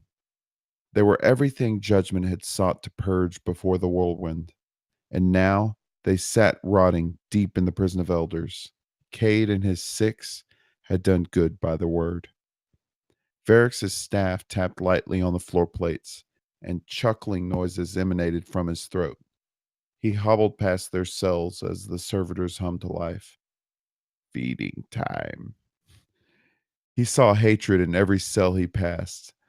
Bathed in light of flowing ether, their eyes carved at his flesh, saw him docked 1,000 times more. Yavix, the rider, the untamed. She and her crew spread terror and disease with their noxious pikes. Elchris, the machinist. She used stolen Cabal telemetry and gravity traps to sabotage vessels, relieve them of their cargo, and haul the hulks back to their own shipyard chop shops. Pyrrha the blind, the ghost of Hellrise Cavern, who hunted the Baron's territory with phantom decoys and ended all trespassers from the shadows. Rexus Vaughn, the Godslayer, the hangman. He had secreted away the ether stores of his victims and driven the barons and their followers into a frenzy with that tainted feast. Araxes, the wit, the traitor, the trickster, a mastermind, a liar, thief, and backstabber. Canix, Two Finger, the mad bomber. The dangers of the reef had multiplied 100-fold with his mines hidden on every rock and dusty corner of the belt. And the most disgusting of them all? Herix, the mindbender. This one found in the hive a way to infect the minds of the Elixni. Only one was missing. Fickrel, the heretic, the fanatic. One Varix once dared to call a friend, back when the Archon tended to Calix Primes. Before his betrayal, he hoped the fanatic was dead. Cade assured that it was. And what was Cade's 6, if not reliable? Laughing, burbling to himself, Varric shut off the lights in the hallway, and the barons were plunged into once again darkness. Pooh! Little hubris happening there. Well, yeah. Varric's getting a little cocky. Well, I mean, My it helps. question It is- helps. It helps that all of the people are in cells. Well, my question repeatedly is, what is the value given to keeping these beings alive? But okay, whatever. Well, and that's kind of you'll see that part of Varrix's duties within the prison is passing judgment, which translates in other languages. It translates into doing experiments, because I think that was I believe that was actually earlier. Green Splinter Bone, I think, was when it mentioned that he was spreading the information Yes. that he had like helped get from the Taken and all this stuff. Like, Mm-hmm. Yes, he was. Yes, he was. and then also he's also we'll see here in a second when so not the next couple, but when it gets to 2 cells, which is where he kind of meets up with Fickrel again. This is where he starts seeing we start seeing that he's actually trying to figure out what this ether is doing. Like he's trying to figure out where this ether is coming from, and Fickrel kind of Fickrel basically blows up servitors that are trying to extract ether from him, and he's trying to figure out how to reverse engineer the corruption. So he's not, and it's not just like nefarious experimentation. He's trying to legitimately save his people. As far as these barons are going, he's trying to understand them in order to pass judgment on them. That is also definitely what Job Undone is, or at least it kind of continues that thought. Right, yeah. Okay, sorry, yes. So Job Undone is the next card afterwards, and it definitely Varrix is, for lack of a better term, is pissed. He's just so angry about everything going on, about not being able to really help because the barons are just wreaking havoc on everybody. And the line, his goal had always ever been a simple one: the banner of House Judgment, the calling to which he had been born, keep his people together. Everything's falling apart. And with the light now steaming across the system and nothing to show for it, no queen, no heiress, no Osiris, and no sign of the great machine remembered the Elixni. What was there to look forward to? Base survival, one day after the other, living just because he still drew breath. And where was the dreg strength in that? And Petra burst in. They've got more prisoners. Legion Harvester had been intercepted, bearing 189 captured. 189 captured teams are inbound survivors in the area. He's taking in more prisoners. And you kind of see this disgruntled aspect of it. And it's starting to see how thinly Varrix is able to kind of cope with everything going on. Like, he's doing his job, but that's all he's that disgruntled worker. He is doing his job.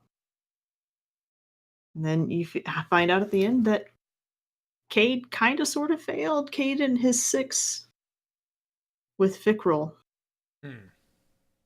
But Fickrel survived Cade and his 6. Grox was a lot of things, but he was not a liar. If Fickrel was alive and strong enough to kill Prask, and who was this awoken vagabond of which Grox spoke? His mind reeled. So long as Fickrel lived, the reef was not safe. He scrambled through his comm channels, searching for the right connection. Master Cade, Varrix requests to meet you regarding your deal with Petra and Job Undone. So Varrix is still trying desperately to hold everything together and make sure that these barons can't take over the reef, even though they're pretty much at the point where they've kind of done that. or at least they're gaining such a foothold that Varix is super upset about the whole thing. But do you have anything to say about this card? No, just note to Grox and Krask, which are the two names here. Grox is the bounty hunter that he says he spoke in a low form of Elixni, the only reason Varix employed him. So again, kind of a nod to Varix, keeping with the, trying to save his people. And then Krask is the Kell of Kings. Yes. So he was the one that I believe it was the Forsaken Prince. We see Fikrul and Uldren tortured to death, basically. Yeah. It's a very rough card, or entry to read. But yeah, so those are the two names in there. We get a couple nicknames for Varix from Grox that I kind of... Oh, God. It's so funny. Like, oh, my gosh. Grox I love him. I love him. But, yeah, so Grox kind of confirms everything. And then I think the other thing here, too, is kind of the frustration Varix has about the Great Machine, especially. Like, the Traveler is just, like, the complete disregard and just disheartening lack of anything happening when the light was reawakened. And he's like, they feel it wash over the system and nothing. Like, the frustration has to be immense for him. Yeah. Gosh. The thing that I've gotten out of this book after reading this is just I did not like Varix as a character.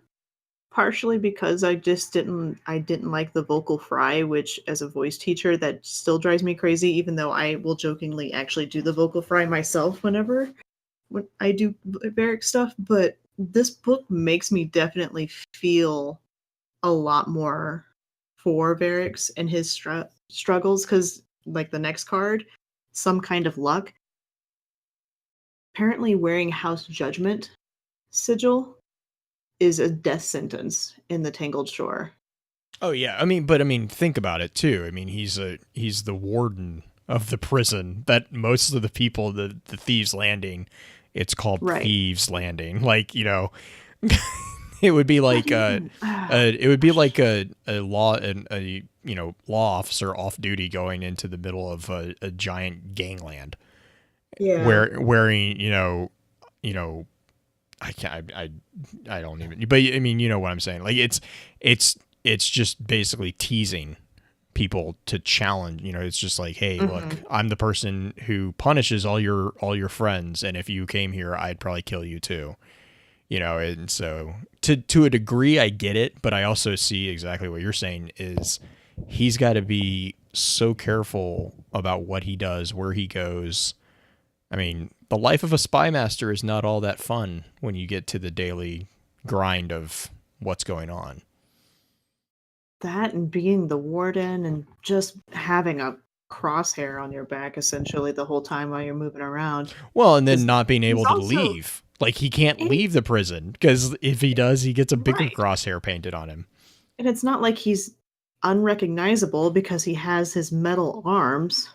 I mean, he's kind of SOL when it comes out to being able to go anywhere in the universe that is not the prison. The fact that he can leave the prison and not get killed is actually something of an impressive amount of sneaking ability on his part. Mm-hmm. But he visits the spider in this card. And he visits the spider's palace. Yes. And he sees Cade. Mm-hmm. And gives him Justin's favorite weapon, the spiky potato. Oh yeah. Oh, spiky potato. How useless you are, spiky potato. I got killed by that thing quite a bit recently in Crucible. It's better than it used to be in D1. That's maximum disrespect right there. That's what that is. Wow. You're calling me out on my PvP skills right now in the middle of show.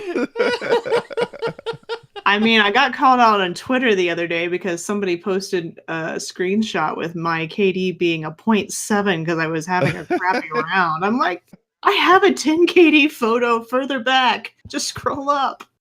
That's like I got killed with cold heart one time in Crucible, and I was like, I'm bad. Oh, I'm Justin, Bad. new gun, Wave Splitter. It's actually like Cold Heart, but actually hurts people. It doesn't just tickle them. It splits the difference. It splits the difference. It splits the wave. Anyway. Oh man. Yeah, this is the meeting between Cade and Varix.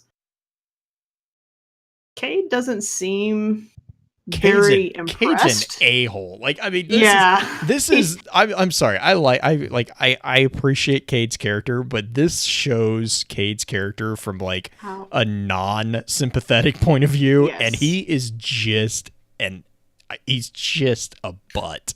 Like, there's no way to, like, it's just, oh my god. Like, it's I don't like what you're insinuating. He's also like, nice no, he's not, and he's so easily bribed is the other thing that's just stupidly crazy. Like, oh my gosh, it's kind of funny. Varix is trying to explain to him like he's got all this information, and Cade doesn't believe him that Fickrell's still around. Cade's like, trust me, he's dead. I put a hot one right through here, and he points to the center of Varix's chest. And of course, Varix mentions Tannex, and Cade gets all pissy about that. Oh my god! Because oh my god, Cade's which I love Varix a little bit for. I love Varix a little bit for that. Like, he's just like poke twist. Mm-hmm. But Varix asks for him to take him to Zavala, and Cade is having none of it at all. And it's just, he gives him the gun, and Cade's like, all right, you can ride with me, because Cade's easily bribed, apparently, with a gun. Well, and it's also a rare gun. Right, there's not many left. Which interestingly enough, I don't know if this, I'm not sure that this was the intent, but like, this makes me think of Cade's story about the fallen captain on the moon and how he used her pistol, and then it ran out, and so he dropped it, he left it or whatever.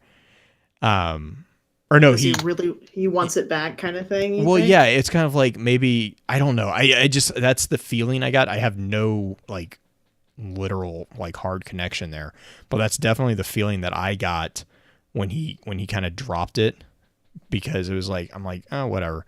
But yeah, it was just, that was the connection that my mind immediately jumped to on that one. Yeah, totally.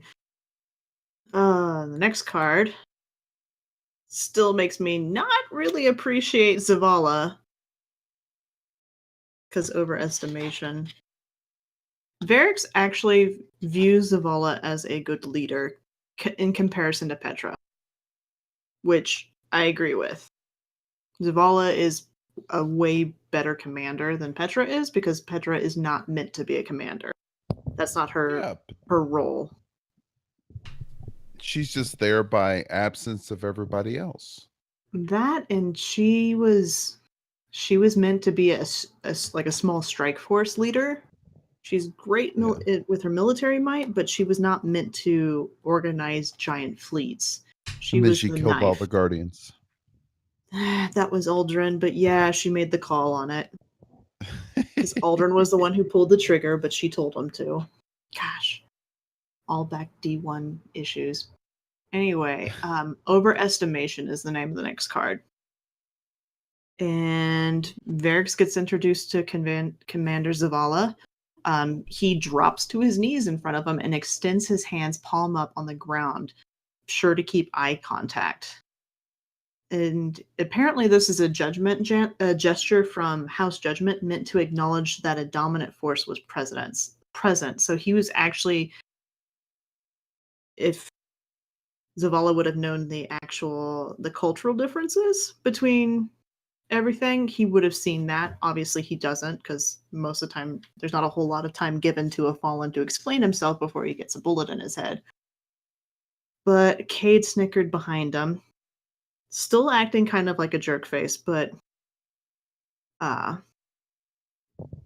Varix basically starts to plead with Zavala about coming and helping the reef. And this, we find out, takes place after Petra had already gone and visited Zavala, and Zavala turned Petra down because Zavala was going to take care of this last city and rebuild and everything, and Petra had already pleaded to let the Guardians come out and everything, and didn't happen. So Varix is there now pleading, and Zavala basically says the same thing.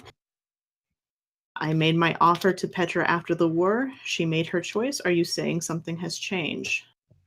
I say this, Commander. And I have so much to say to a true leader such as you. So, Varix is going to talk to Zavala about this and try to get some more help, since Petra has not been the most diplomatic. But I love the line where Varric says he can see where Zavala's strength ended and his anxiety began. Yes. That's awesome. Mm-hmm. That's the perfect synopsis of Zavala. Yeah. Gosh, it is. Blue, do you have anything for Unknown Space or Justin? Unknown Space. Oh my gosh. Unknown Space. I love it. I I love it. But I am still trying to decipher it. I'll become 100% honest. There's so much to unpack with Unknown Space. It's kind of like a look into his brain, but also it's a dream. It's like, you know, it's like it's him dreaming. I love it. I love it, but it's just there's a lot of confirmation. So this is where we get his memories of the whirlwind, the fall of the elders, which is again, prison of the elders challenge, or challenge of the elders. This kind of reference the elders. This is a mention of those particular people. The pillaging of the house, the idea that Judgment apparently did not wear armor. They wore robes, which is very interesting to me. It kind of gives a sense of their placement within the society of the Elixni. And then it's kind of like a bullet point touch by touch, or a bullet point listing of touch points from the whirlwind to the present for Varix. And it's really kind of, I don't know. I like it, but I also really want to know which one of the 9 apparently he's chatting with, because Jesus, they like yelling a lot is what I kind of, and that's a complete headcanon, but it's like the only other time that I really remember dialogue being total, caps locked is with the 9. Though I don't know if that's supposed to be that, or if it's just supposed to be like a, if that's supposed to be his conscience or whatever, because again, this is kind of a dream state for him. He's judging himself, basically. He says he could sense judgment turned inward. But yeah, no, it just, oh my gosh, like, for you, the great machine is a dark mirror. Huh. Who else has said the Traveler is a dark mirror? Chat, he's talking to the yelly one. Yep. Pretty much. It's so true. That's honestly the first thing I thought. And then like then he gets woken up by basically the return of Cade and Petra. But yeah, that's pretty much my really brief synopsis of this one. It's awesome. I really encourage, if you haven't read it, you definitely give it a read, because it's just got a lot of really cool little tidbits in it.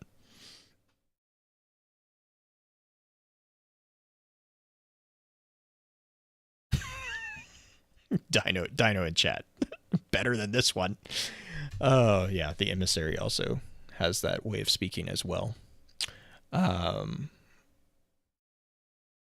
do we want to jump into? I believe 2 cells is the next one, which is going to be a fun one. So basically, this is the kind of introduction of Fickrel and Aldrin back into the story of Varix here. It's so, oh god. This is a bit of an emotional roller coaster. You get the sense of the tension between Fickrel and Varix. You definitely get that. You also get, again, Cade being kind of an ass. He's just, I don't like, he's trying to make jokes, and he comes across very narcissistic is basically what it is. And so basically 2 cells is really mostly about them getting brought into the prison. And so what happens is go for it. I was just going to say the thing that you start to see is how unsettled Varix is by Aldrin being brought into the prison. Yeah. And yeah, it's rough. So basically this is the processing of new prisoners is what this one is. It's which is kind of a curious point here is what they do to the Fickrel. They actually hook him up to servitors that are specialized for extraction. And what this is extraction servitors are basically they get hooked up to the Elixni and actually pull the ether from the Elixni, which is really kind of intriguing to me because we've only ever really thought about it as, they consume it. Like, so apparently that process is reversible, which is kind of, it's just, that to me is kind of crazy to think about.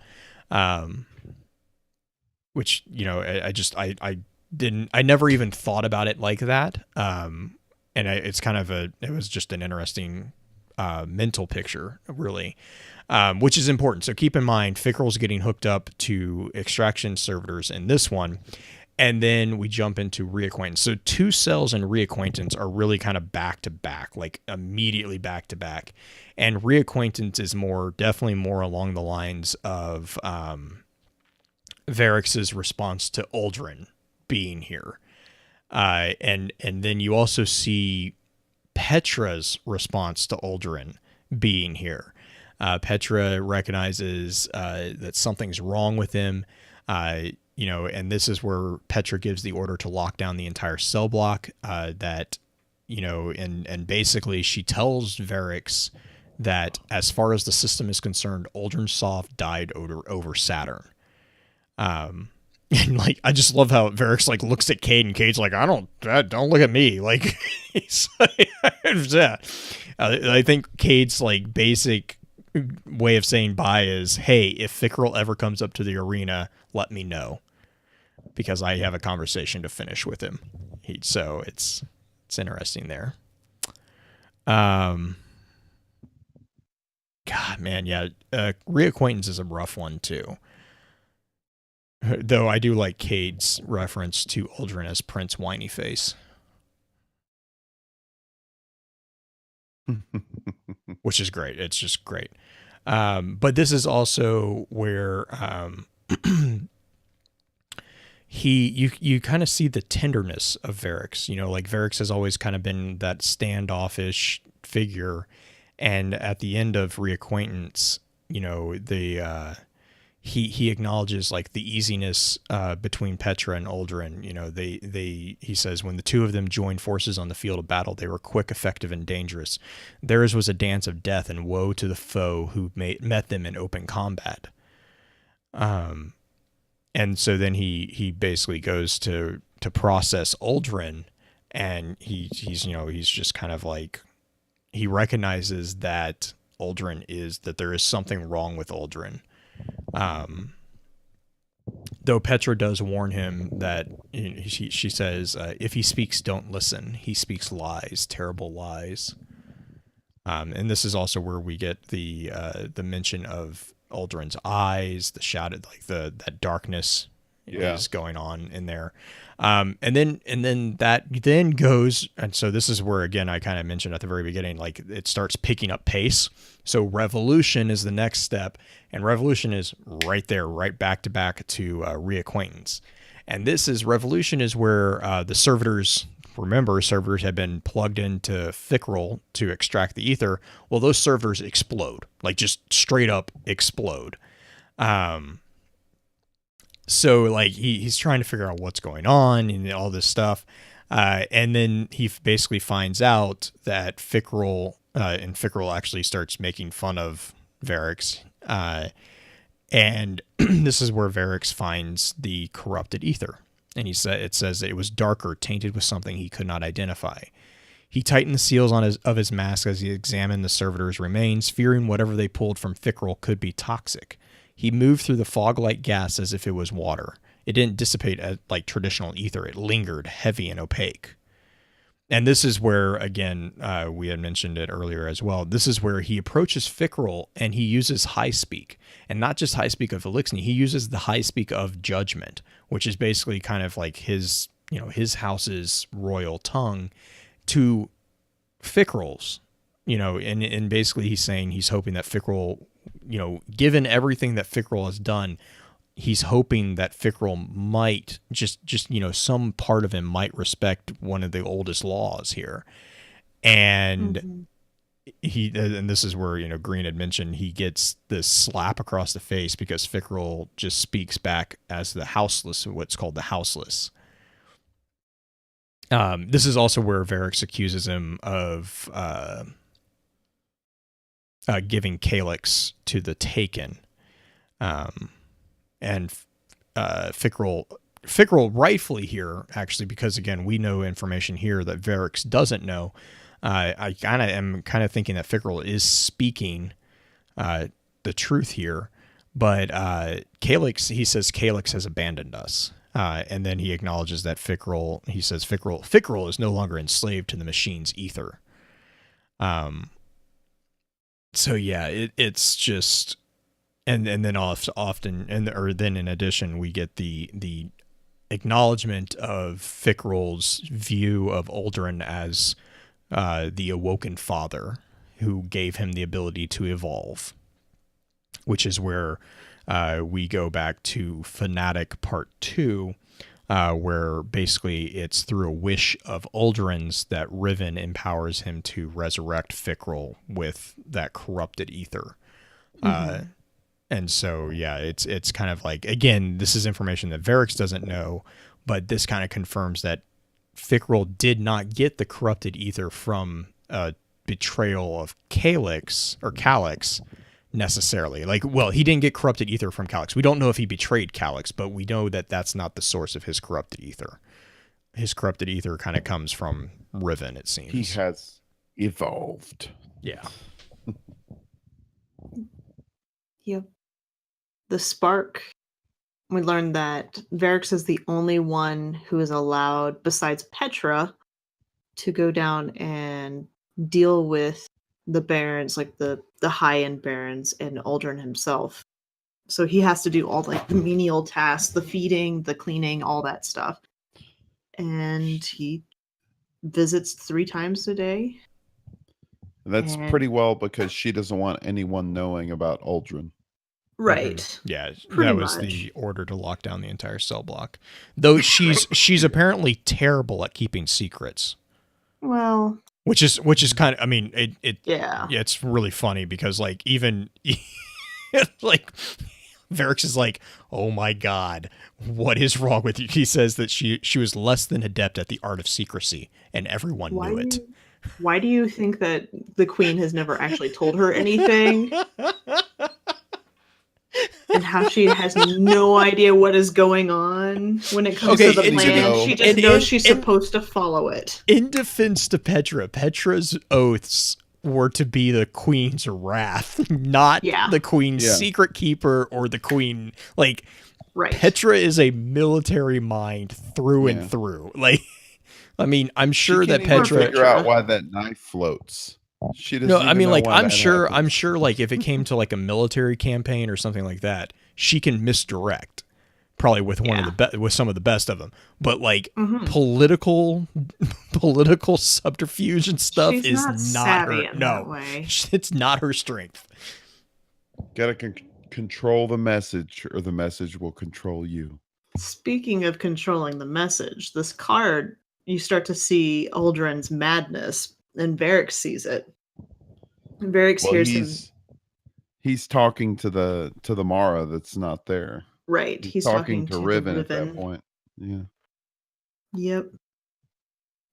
And it's just so it plants the seed of doubt in some respects, but at the same time, like, Varric knows something is really wrong, but he's still going to pay deference to Aldrin because Aldrin is the brother of the quote unquote Cal/Queen. Oh, he still refers to Aldrin as Your Grace. Right, it's I think that automatic. it's It's a again that's that He can't even help it. training. Mhm. I mean, Yeah. again, realize how old Varix is. I mean, think of you think breaking a habit, you think, think of hard habits for us to break as humans who, it's like, oh, we struggle breaking habits a couple of years. You're talking about a potential habit of like millennia, potentially. Yeah. Here. I mean, it's ingrained in everything that he does to defer to what he views as, authority. And actually, I'd argue probably most of the Fallen have it in some capacity as well. Right. Mm-hmm. No, it's devolved. I think it's I like it that he calls Fickrel houseless a couple Mhm. times. Oh, It's like well, it's like, yeah, it's like he's trying. I don't know. I took that as like he's trying to shock Thickrel, like, because that yeah. would be an Well, that's insult, like right? yeah, that's like a insult of the highest order. Like, you're houseless, you're just, riffraff. Like, But you're when you're dealing with somebody who doesn't want to be a part of any house, I don't yeah. think That's what he Varix doesn't understand understands. though. Yeah, He I can't agree. he can't comprehend someone who doesn't want to be part of the house structure. I would agree with that. And I there's don't think he's equipped. the whole last line of he is the most loyal Oh, type. It's just like, oh god. you The can see writing. this is where you start seeing Aldrin's like genius kind of shining through. Like, because Aldrin, like, even though he's, I mean, absolutely bat Crazy. insane, yeah, like, even though he's completely insane at this point and seeing things, he still is twisting and seducing and corrupting and, tricking people into doing things that he needs them to do. Like, he's still manipulating people masterfully.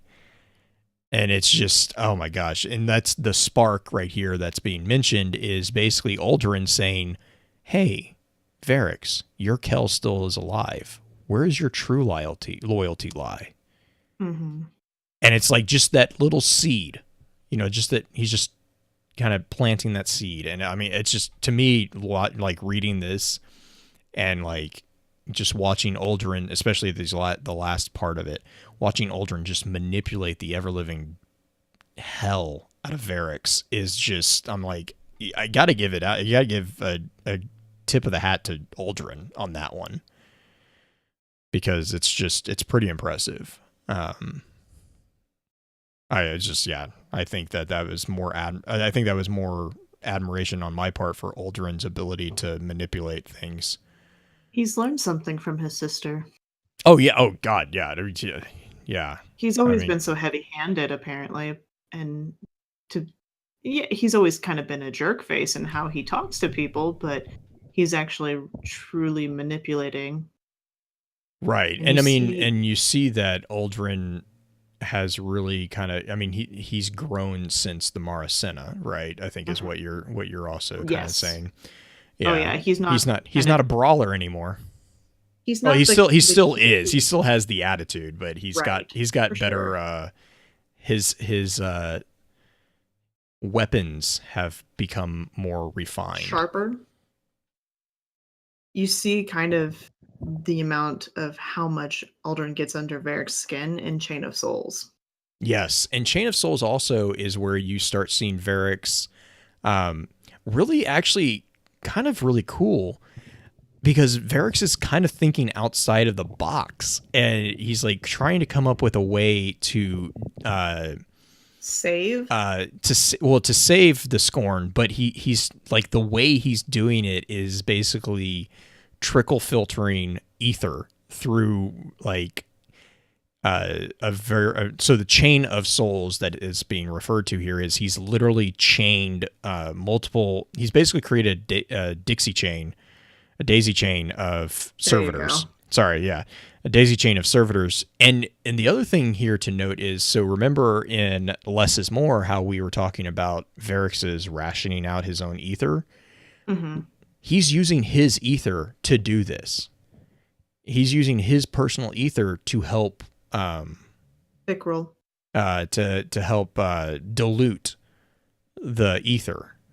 And it's not a small amount of his ether reserves. It's 70%. So this is like over half of his stuff. He's gambling on this.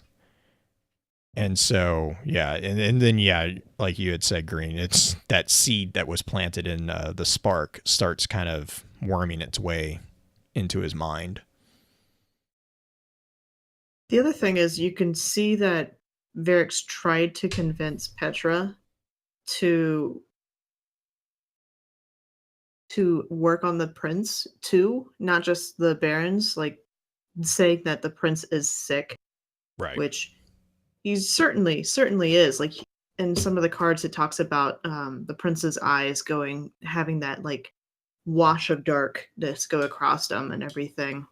Yeah. And Petra said she shuts it down. She said, "You will not experiment on the prince." Yeah, and I mean, like, I can see, I don't know. I see both sides of that. I understand why she says no to that, but this is right after that. Petra glowered, "I will handle Aldrin. You will not touch him." She turned sharply on her heel and strode out. Varric's hadn't seen her since. And then he kind of went on to that, but Varric's kind of stings her a little bit. "Petra the loyal," he sneered. "Perhaps the murmurs of Kamala Rior are true, yes." Which Kamala is the one who essentially is calling Petra out on being like not necessarily being a real leader for them and shouldn't necessarily be the leader of the Awoken in Mara's absence.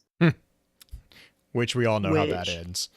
Right, we do, but dang, Varric's is just kind of calling her out. No pun intended, but Kamala ends up eating crow. Right. Yeah, there he is. There he is. I thought that would bring him back. I like that. So many places to go with that. Oh, God. Phrasing. What? Phrasing. Yes. Continue, Green. But yeah, Varric's wants to help him, not necessarily keep him hidden away or anything like that. The prince being hidden away from the Awoken people is really bothering him. And so he wants to fix it, and that leads us to our last card. Oh my gosh. The card that the card that breaks everything. The shot that was heard around the reef, basically. Oh my God. Blue or Justin read this one. It's longer, but I think it bears reading. I'll read it. So hang on. What does the text say? So this is where loyalty lies. Thanks, Justin. Varric's experiment succeeded, but not how he expected. Ingestion of the etheric concoction still resulted in fallen death. It was not by any means a life-sustaining substance. It was, however, a life-giving substance. Though the dark ether lingered like a heavy fog, it also seemed to reach out toward empty vessels. In this case, it found the dead dregs that littered his floor. It slipped inside the corpses like a slow inhalation, inflating them, stretching them to the point of boils and bursting, pulling them to their feet. The dark ether gave these lifeless dregs new life. They seethed. Their breathing was steady but hard and fast. They rumbled as if volcanoes lived inside their chest. A black fire rose from their skin as they burned this dark ether like a jet engine burns its fuel. What Varix really saw before him was hate-fueled rage incarnate and the beginning of another whirlwind. They were no longer just fallen. Fickrell called them his scorn. Behind him, Fickrell laughed and laughed and laughed until he abruptly stopped. At that exact moment, the scorn dropped to the floor, dead once more. Your scribes, your kells, your houses, they will all soon be forgotten, like the elders and the scathe before them, Fickrell growled in Varix's precious high speak of judgment. This drew Varix closer, face to face through the cell's porthole. Fickrell turned his ear upward, listening, brought his attention back to Varix. Father says... The pause hung heavy in the air. Father says... You know where your true loyalty lies. The fanatic stepped back from the porthole and waited. Loyalty. True loyalty. He expected a memory of Mara to appear in his mind, but instead he found himself thinking about the prophecies of House Rain, Kell of Kells. Days later, Varix performed his duties for the last time. He visited Central Control, ran a test sim on the security systems, made some adjustments based on the results, revised and signed off on the daily roster rotations. Finally, he had a private conversation with the prison's sole remaining high servitor. The prison of elders would not go without a warden. He did not speak to Petra. By the end of that day, the prison of elders descended into chaos. Your time will come, Varix. Uldren sits in his favorite spot, gazing in his favorite direction. She told me so. She has but one last wish of you. No, Your Grace. Varix's voice was gravelly with emotion. It is I who has one last service for you. Varix left before he could change his mind. A klaxon blared. The voice of the prison's high servitor echoed over the loudspeakers, in Varix's voice. Security systems malfunction. Emergency shutdown and reboot commencing. The place dropped momentarily into darkness, but emergency lighting quickly illuminated the cell block. All around him, alarms sounded, warning lights flashed, pneumatics hissed, and cryogenic fluids evaporated to fog as the cryocells lining this cell block began to open. Varix moved as quickly as he could towards the exit, not bothering to look back, for he knew what he'd see. The Scorn Barons and Prince Uldren were free, as was every single resident of the Prison of Elders. Varix slipped out under cover of prison anarchy through the same secret passage in which Petra and Cade had smuggled Prince Uldren. There a ship wait loaded with the prison's ether stores. As he walked, he made 2 recordings to be sent out by the prison's relays once he was away. For the first, he disabled his voice synth and began, in the deep resonance of high speak, to give commands. He didn't know how many would answer Judgment's call, but he had to try. For the second, he turned his voice synth back on. They call me betrayer, I, who was most loyal. They do not think I hear the words. Bugs. Insect. He paused. Fallen. Up long strides, fast now, along the ramp into the ship, toward the bridge. A vandal in wolf colors saluted him as he passed. I hear the words. House Judgment always hears. No choice. To keep the houses together. He paused again as he reached the bridge of his ship. Judgment always hears. The great machine stood in judgment. Elixni fell to fighting, fell to hate. Emotion caught in his voice. Cannot stomach this hate. As he spoke, the ship's engines rumbled to life. On the screens, Varix could see explosions resonating through the prison, his former charges running rampant. His ship passed through the bay's barrier and began to move off. Nowhere else to go. Nowhere else to be. Here. He drew himself up to his full height. And so I become Varix the Kell, House Judgment envoy to the Elixni people. No choice, he repeated, chuckling deep in his throat. His voice was calm. Elixni must rise. Yes. Dum dum dum. Varric's trying to take on the mantle. Except, I mean, like, so He calls for it, but he doesn't. Like he's recognizing power can himself. Only be granted. Yeah. Well, he's recognizing himself as the Kell of Judgment, which, to be fair, kind of has the right to, because he's the only one of Judgment. Like, he doesn't specifically call himself Kell of Kells, but like I see, like, I think he's just basically, I think this is Varric's obviously just being like, you know what, enough is effing enough. Like, I'm like, obviously no one's gonna do this, so here I'm just gonna take care of it. Like, I'm just gonna do it myself. Yeah. What's interesting to me is that this is further clarification that the different houses aren't necessarily, they're like teams more than, I guess, you could switch how do you mean? Oh yeah. Well, it's the feudal. Teams. It's the feudal system. It's definitely a feudal system, because, well, and this is to kind of go back. This is not the first time that we've seen Eliksni, or, well, Fallen, switch from house to house. We had House was it Winter, who deferred? Was it Winter that deferred to wolves, or wolves that deferred to one of the barons? One of the barons in Winter, I think, had been a Winter wolf was the one or something. On Venus. I don't remember. But basically, we've seen issues of, we've seen instances. I mean, the whole consolidation of House Dusk with the Kell of Kings telling Uldren, "Hey, you have to be the one to take control because I am too proud," basically, is what he's saying. He's like, I can't in good faith make the statement to converge all houses, but you can. And so that's where you see the Kell of Kings bow to Uldren, is because he does that with the understanding, and Uldren does, but he does that with the message to Uldren that I will give you the recognition of being a Kell above me if you will then use that power to save my people. Mm-hmm. And that's where kind of Krask kind of signs his own death warrant in a way. But like, and so the transference of alignments has definitely been there, but I also get the sense that Judgment is different. House Judgment is not meant to be. House Judgment is aligned to the Eliksni. It's not aligned to House Judgment, if that makes sense.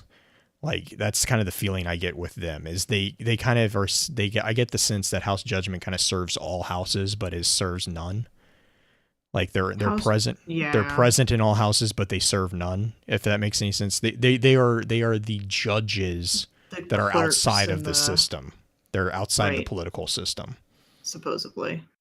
So yeah, supposedly. I mean, like, I'm not gonna.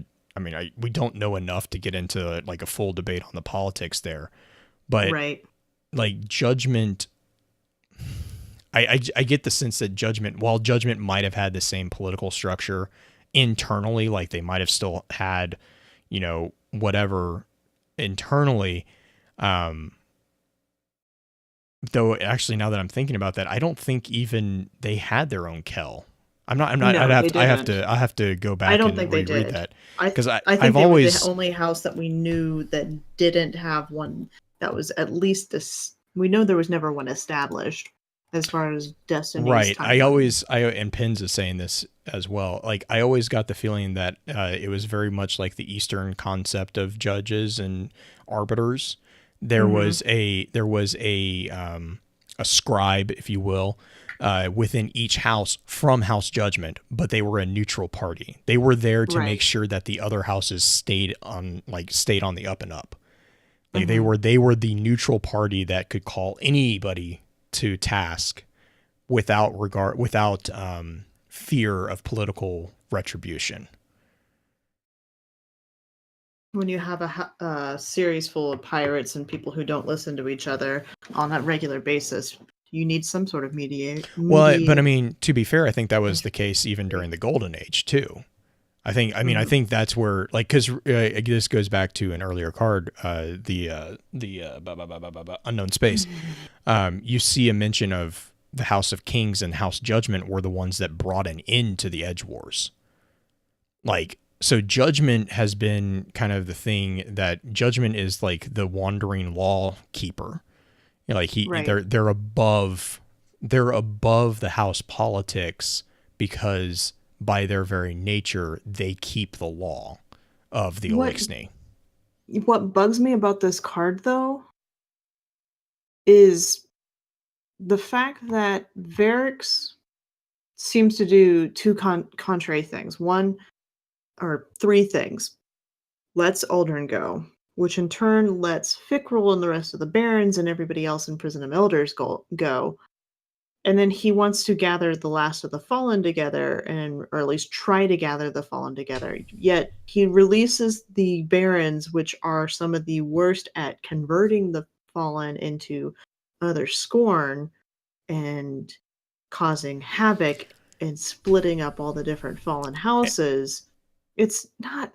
I think it bugs me. The way, so, and I 100% see that, but I also see that because if you notice, he denies Aldrin his last wish. Right. He says, no, I have one last cert. So this is me kind of reading him being like, after this, we're done. Like, right. I no longer am fealty. I no longer owe fealty to you. Which also goes in line with him announcing himself as a Kell, because now he doesn't bow to another Kell unless it's the Kell of Kells. You know, right. Like I get this as being Varix being like, look, this is my gift. This is my last gift to Aldrin. And, you know, he's just like, this is it.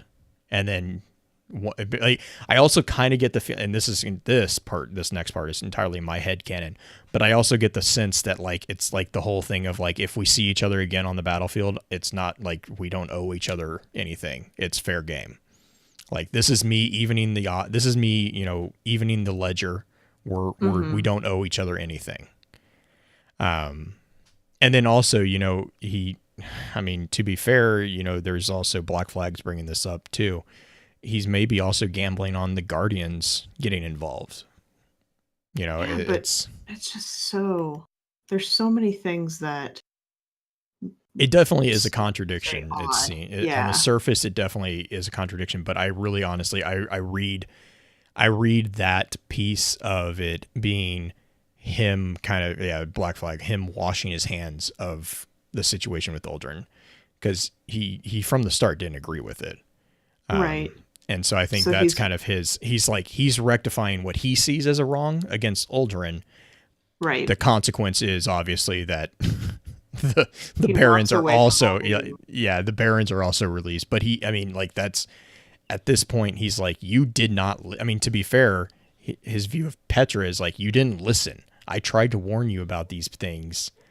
And it's like, you know, this is, you reap what you sow.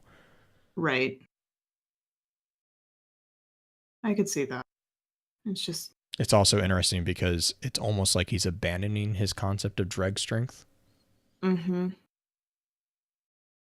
But at the same time, he's not, because he's still technically. Yeah, he's not, but the idea of dreg strength to me is like, it's just a very amorphous type of thing. But for better or worse, I think that's a good place if you guys don't have anything else to throw in on that breakdown there. I think we have a pretty good stopping point. Not at the moment. Varix I'm interested to see what happens with Varix later, because they've set him up to be either disappeared forever or come up in a very intense way or come back. Like, he could do so many different things knowing him. I'm really interested because with the ending that we have here with Varix, and then also with Mithrax running around somewhere. Oh my god. Yeah. Like there's so many possibilities. Like they could team up. They could be at odds. They could just not care each other. You know, they could not care about each other. You know, there's honestly. Do you want to explain who Mithrax is a little bit? in a case. potential opening for playable Elixni is who Mithrax is. No, Mithrax is basically, long story short, Mithrax is the captain that we had the opportunity to spare. It was one of the only missions. Actually, I think it's the only mission that you actually had two different endings. Your decisions actually impacted the way the mission ended. And this was on Titan. And Mithrax kind of is just like doing his own thing at this point. I don't think he really. He's kind of Mizrax. He's known by a couple different things. You see him also actually interacting with Guardians and with Sejur, and he's kind of making his way around stuff, doing things that are not in line with the traditional view of the Elixni or the Fallen. He is aligning himself with independent forces, which is really interesting to me. But I can also, like I said, I can see him getting along with Varix in the same way I can also see him not getting along with Varix. Right. I'm interested to see where these two divergent lines, if they're going to intersect. I can't see how they won't intersect, but how they collide is going to be a very interesting thing. I agree. I think it'll be... Mithrax is definitely one of the more interesting characters, in so much that he's such a wild card. You just don't know what in the world is going to happen. Yeah, sorry, Dino in chat. That was along my lines as well. Like, he quotes the drag strength thing. Drag strength is cozying up to powers you barely understand and making yourself useful or at least inoffensive. You become a parasite, a scavenger, a servant. That's the strength that keeps Varix alive. It's nothing to be ashamed of. So by declaring himself Kel, he has pretty much completely abandoned the concept of drag strength, because he's not aligning himself to something higher. He is acknowledging himself as that thing that is higher. So yeah, he's not bowing to anybody anymore. He's expecting, this is kind of putting maybe something into that, but I think it's more of like, he's expecting others to recognize him as his own power. Whereas with drag strength, you cozy up to something else.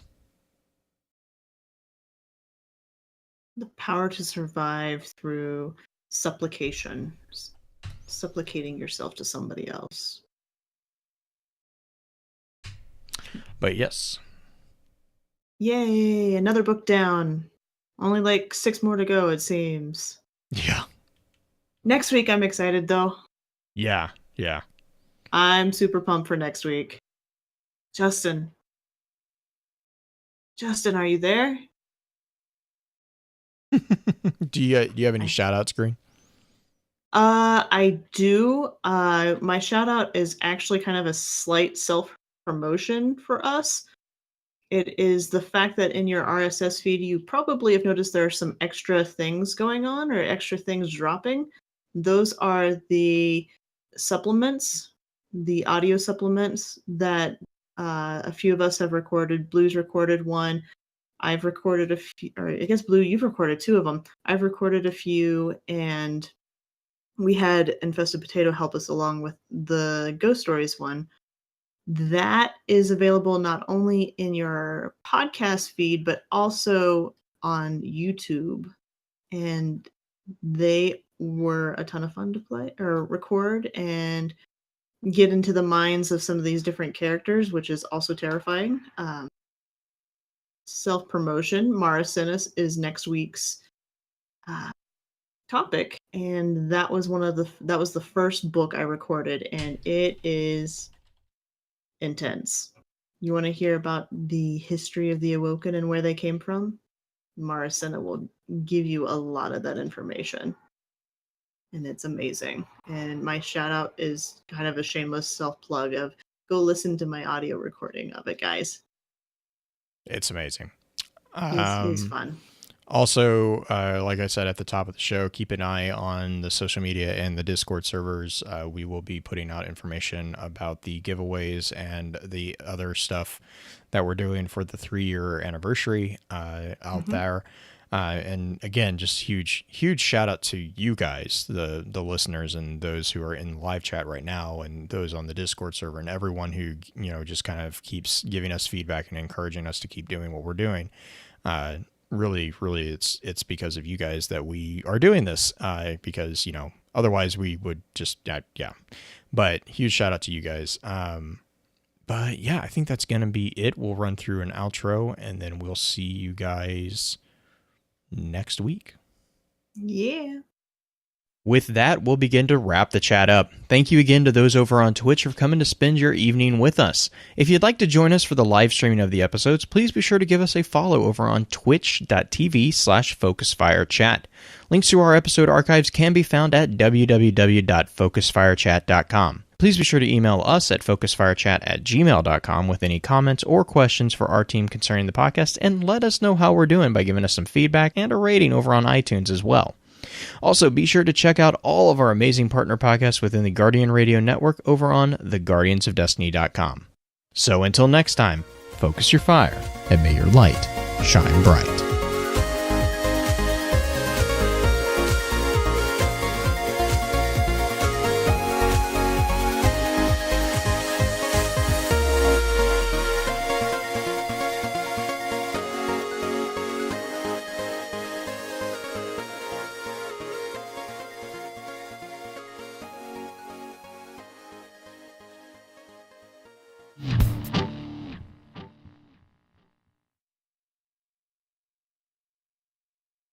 I must have missed that. I missed that part. Where was it that Mithrax got resurrected?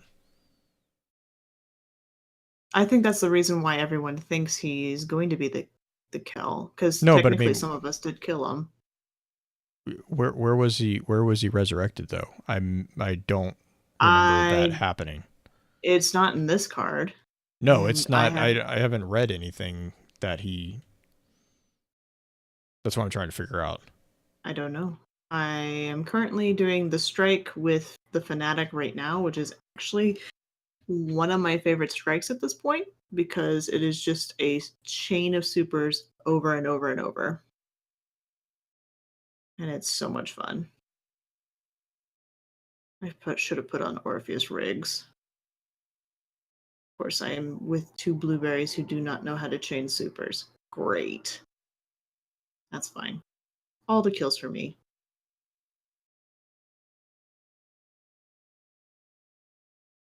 Keep running into my tethers, boys. It's great. How's it feel? So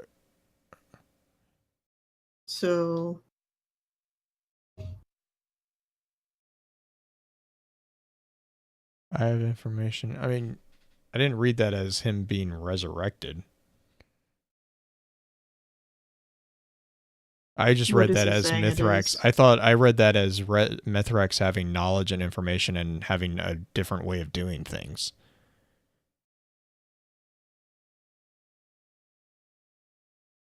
But I see, like, now that you say that, I can totally see the implication there. Because the connection to Taniks. Oh, man.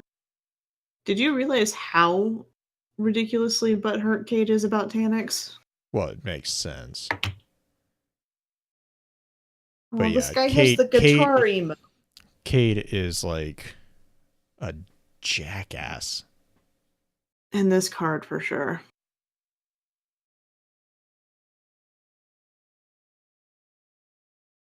Right, Dino. Yeah. Because Taniks was brought back by Siva with the splicers. Yes. Yeah, didn't Cade kill Taniks multiple times as well? Like, he shot Taniks down a couple times.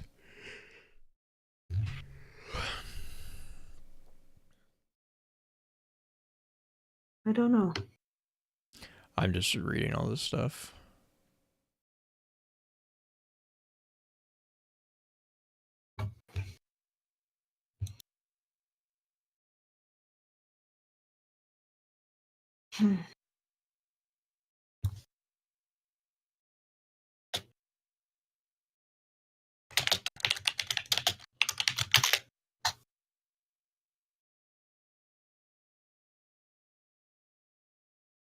You know, I really should start using Friday nights as a way to like go through the story on Xbox. Because during the week, I don't want to play Xbox. I want to play PS4. Well, fine. Be that way. Sorry. Sorry. You don't like to play Destiny anyway on game nights. So what are you talking about? Yeah, well, we're probably going to be stacking up anyway, so. Stacking up? Infection. Oh, I see. I thought you were doing big team. Oh, I am, but their for Halloween, their Halloween special is what Zombies, was it? essentially. It was, I think it's double XP on infection. Oh, I see. The Geomag stabilizers. It's All right, extra thanks, XP Dino. right now for Valor. But Yeah, you're I not know. a Crucible guy. So I was holding my own in Iron Banner, but then it's like I don't mind solo running things, but it's like when I'm like 250 light below everybody, it kind of gets annoying. Geomag. All right, thanks, Dino. Let me read this.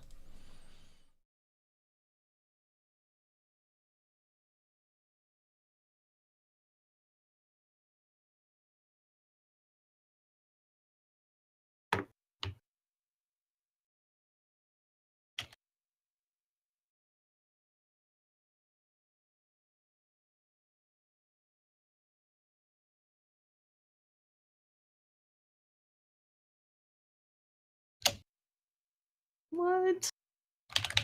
Yeah, that's a very good point.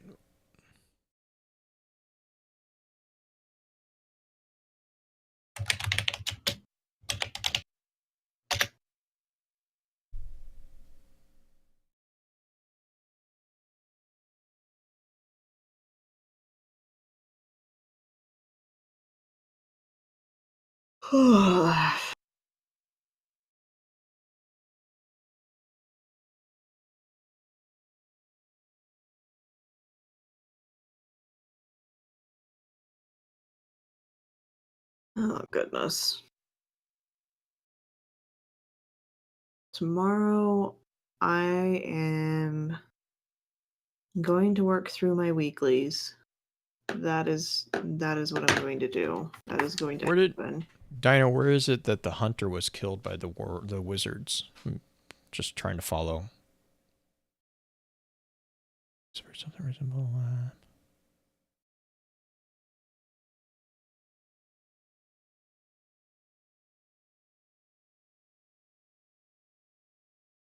Because that is...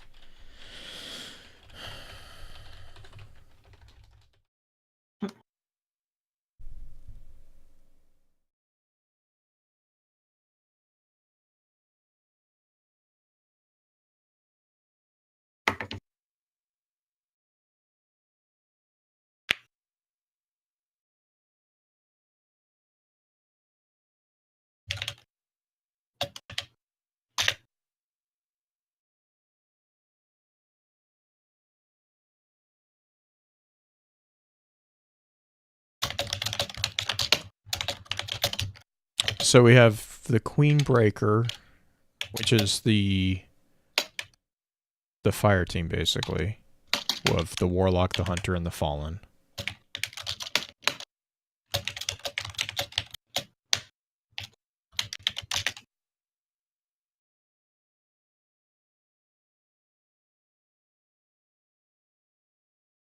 Right. So, but, so Geomags, so she says, the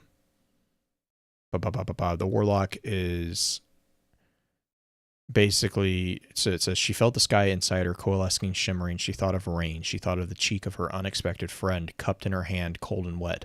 Just hang on, please, she whispered.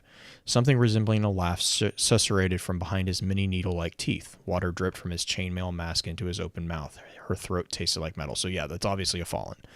And then that is when blah blah blah goes on.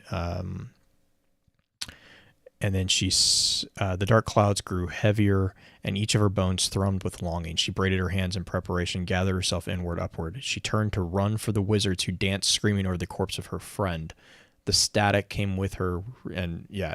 But I read that as the corpse of her friend is the cheek of her unexpected friend, the fallen. I didn't read that as another hunter. Lord of Wolves entry, okay.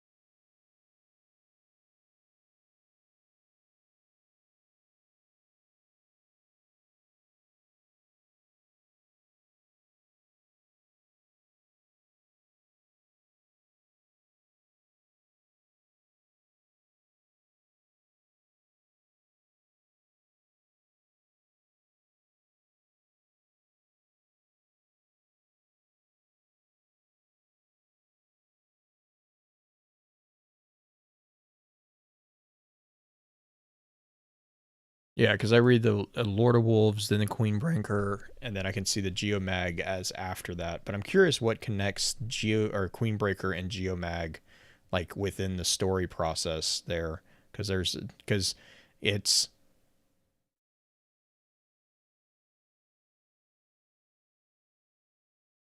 the hidden door is in the Queenbreaker. Lord of Wolves is basically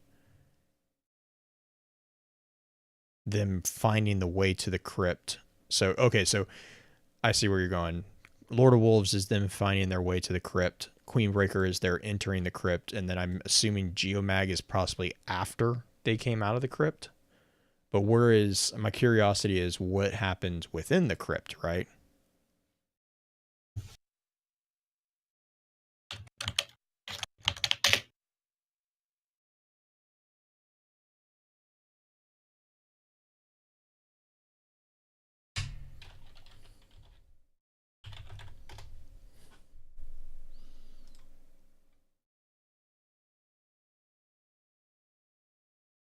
Mm-hmm.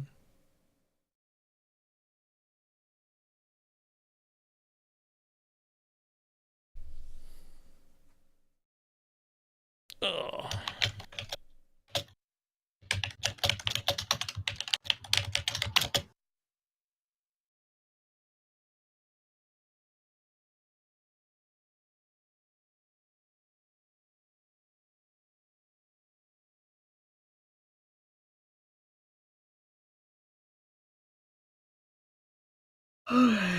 I'm gonna head off. Yeah, Sounds take like off. Justin fell asleep at the mic again. What it sounds like, at least. Night, chat. All right, chat. Night, guys. Dino, let me know. Yeah, because I totally see what you're saying on that. I'm going to make a note to follow that story because I hope that's going to be another longer story. But definitely appreciate you guys sticking with us all the way through the stream. I will be exporting this over to YouTube, hopefully, to get up there like we have been putting on. But as always, see you guys later and have a great night. Night-o.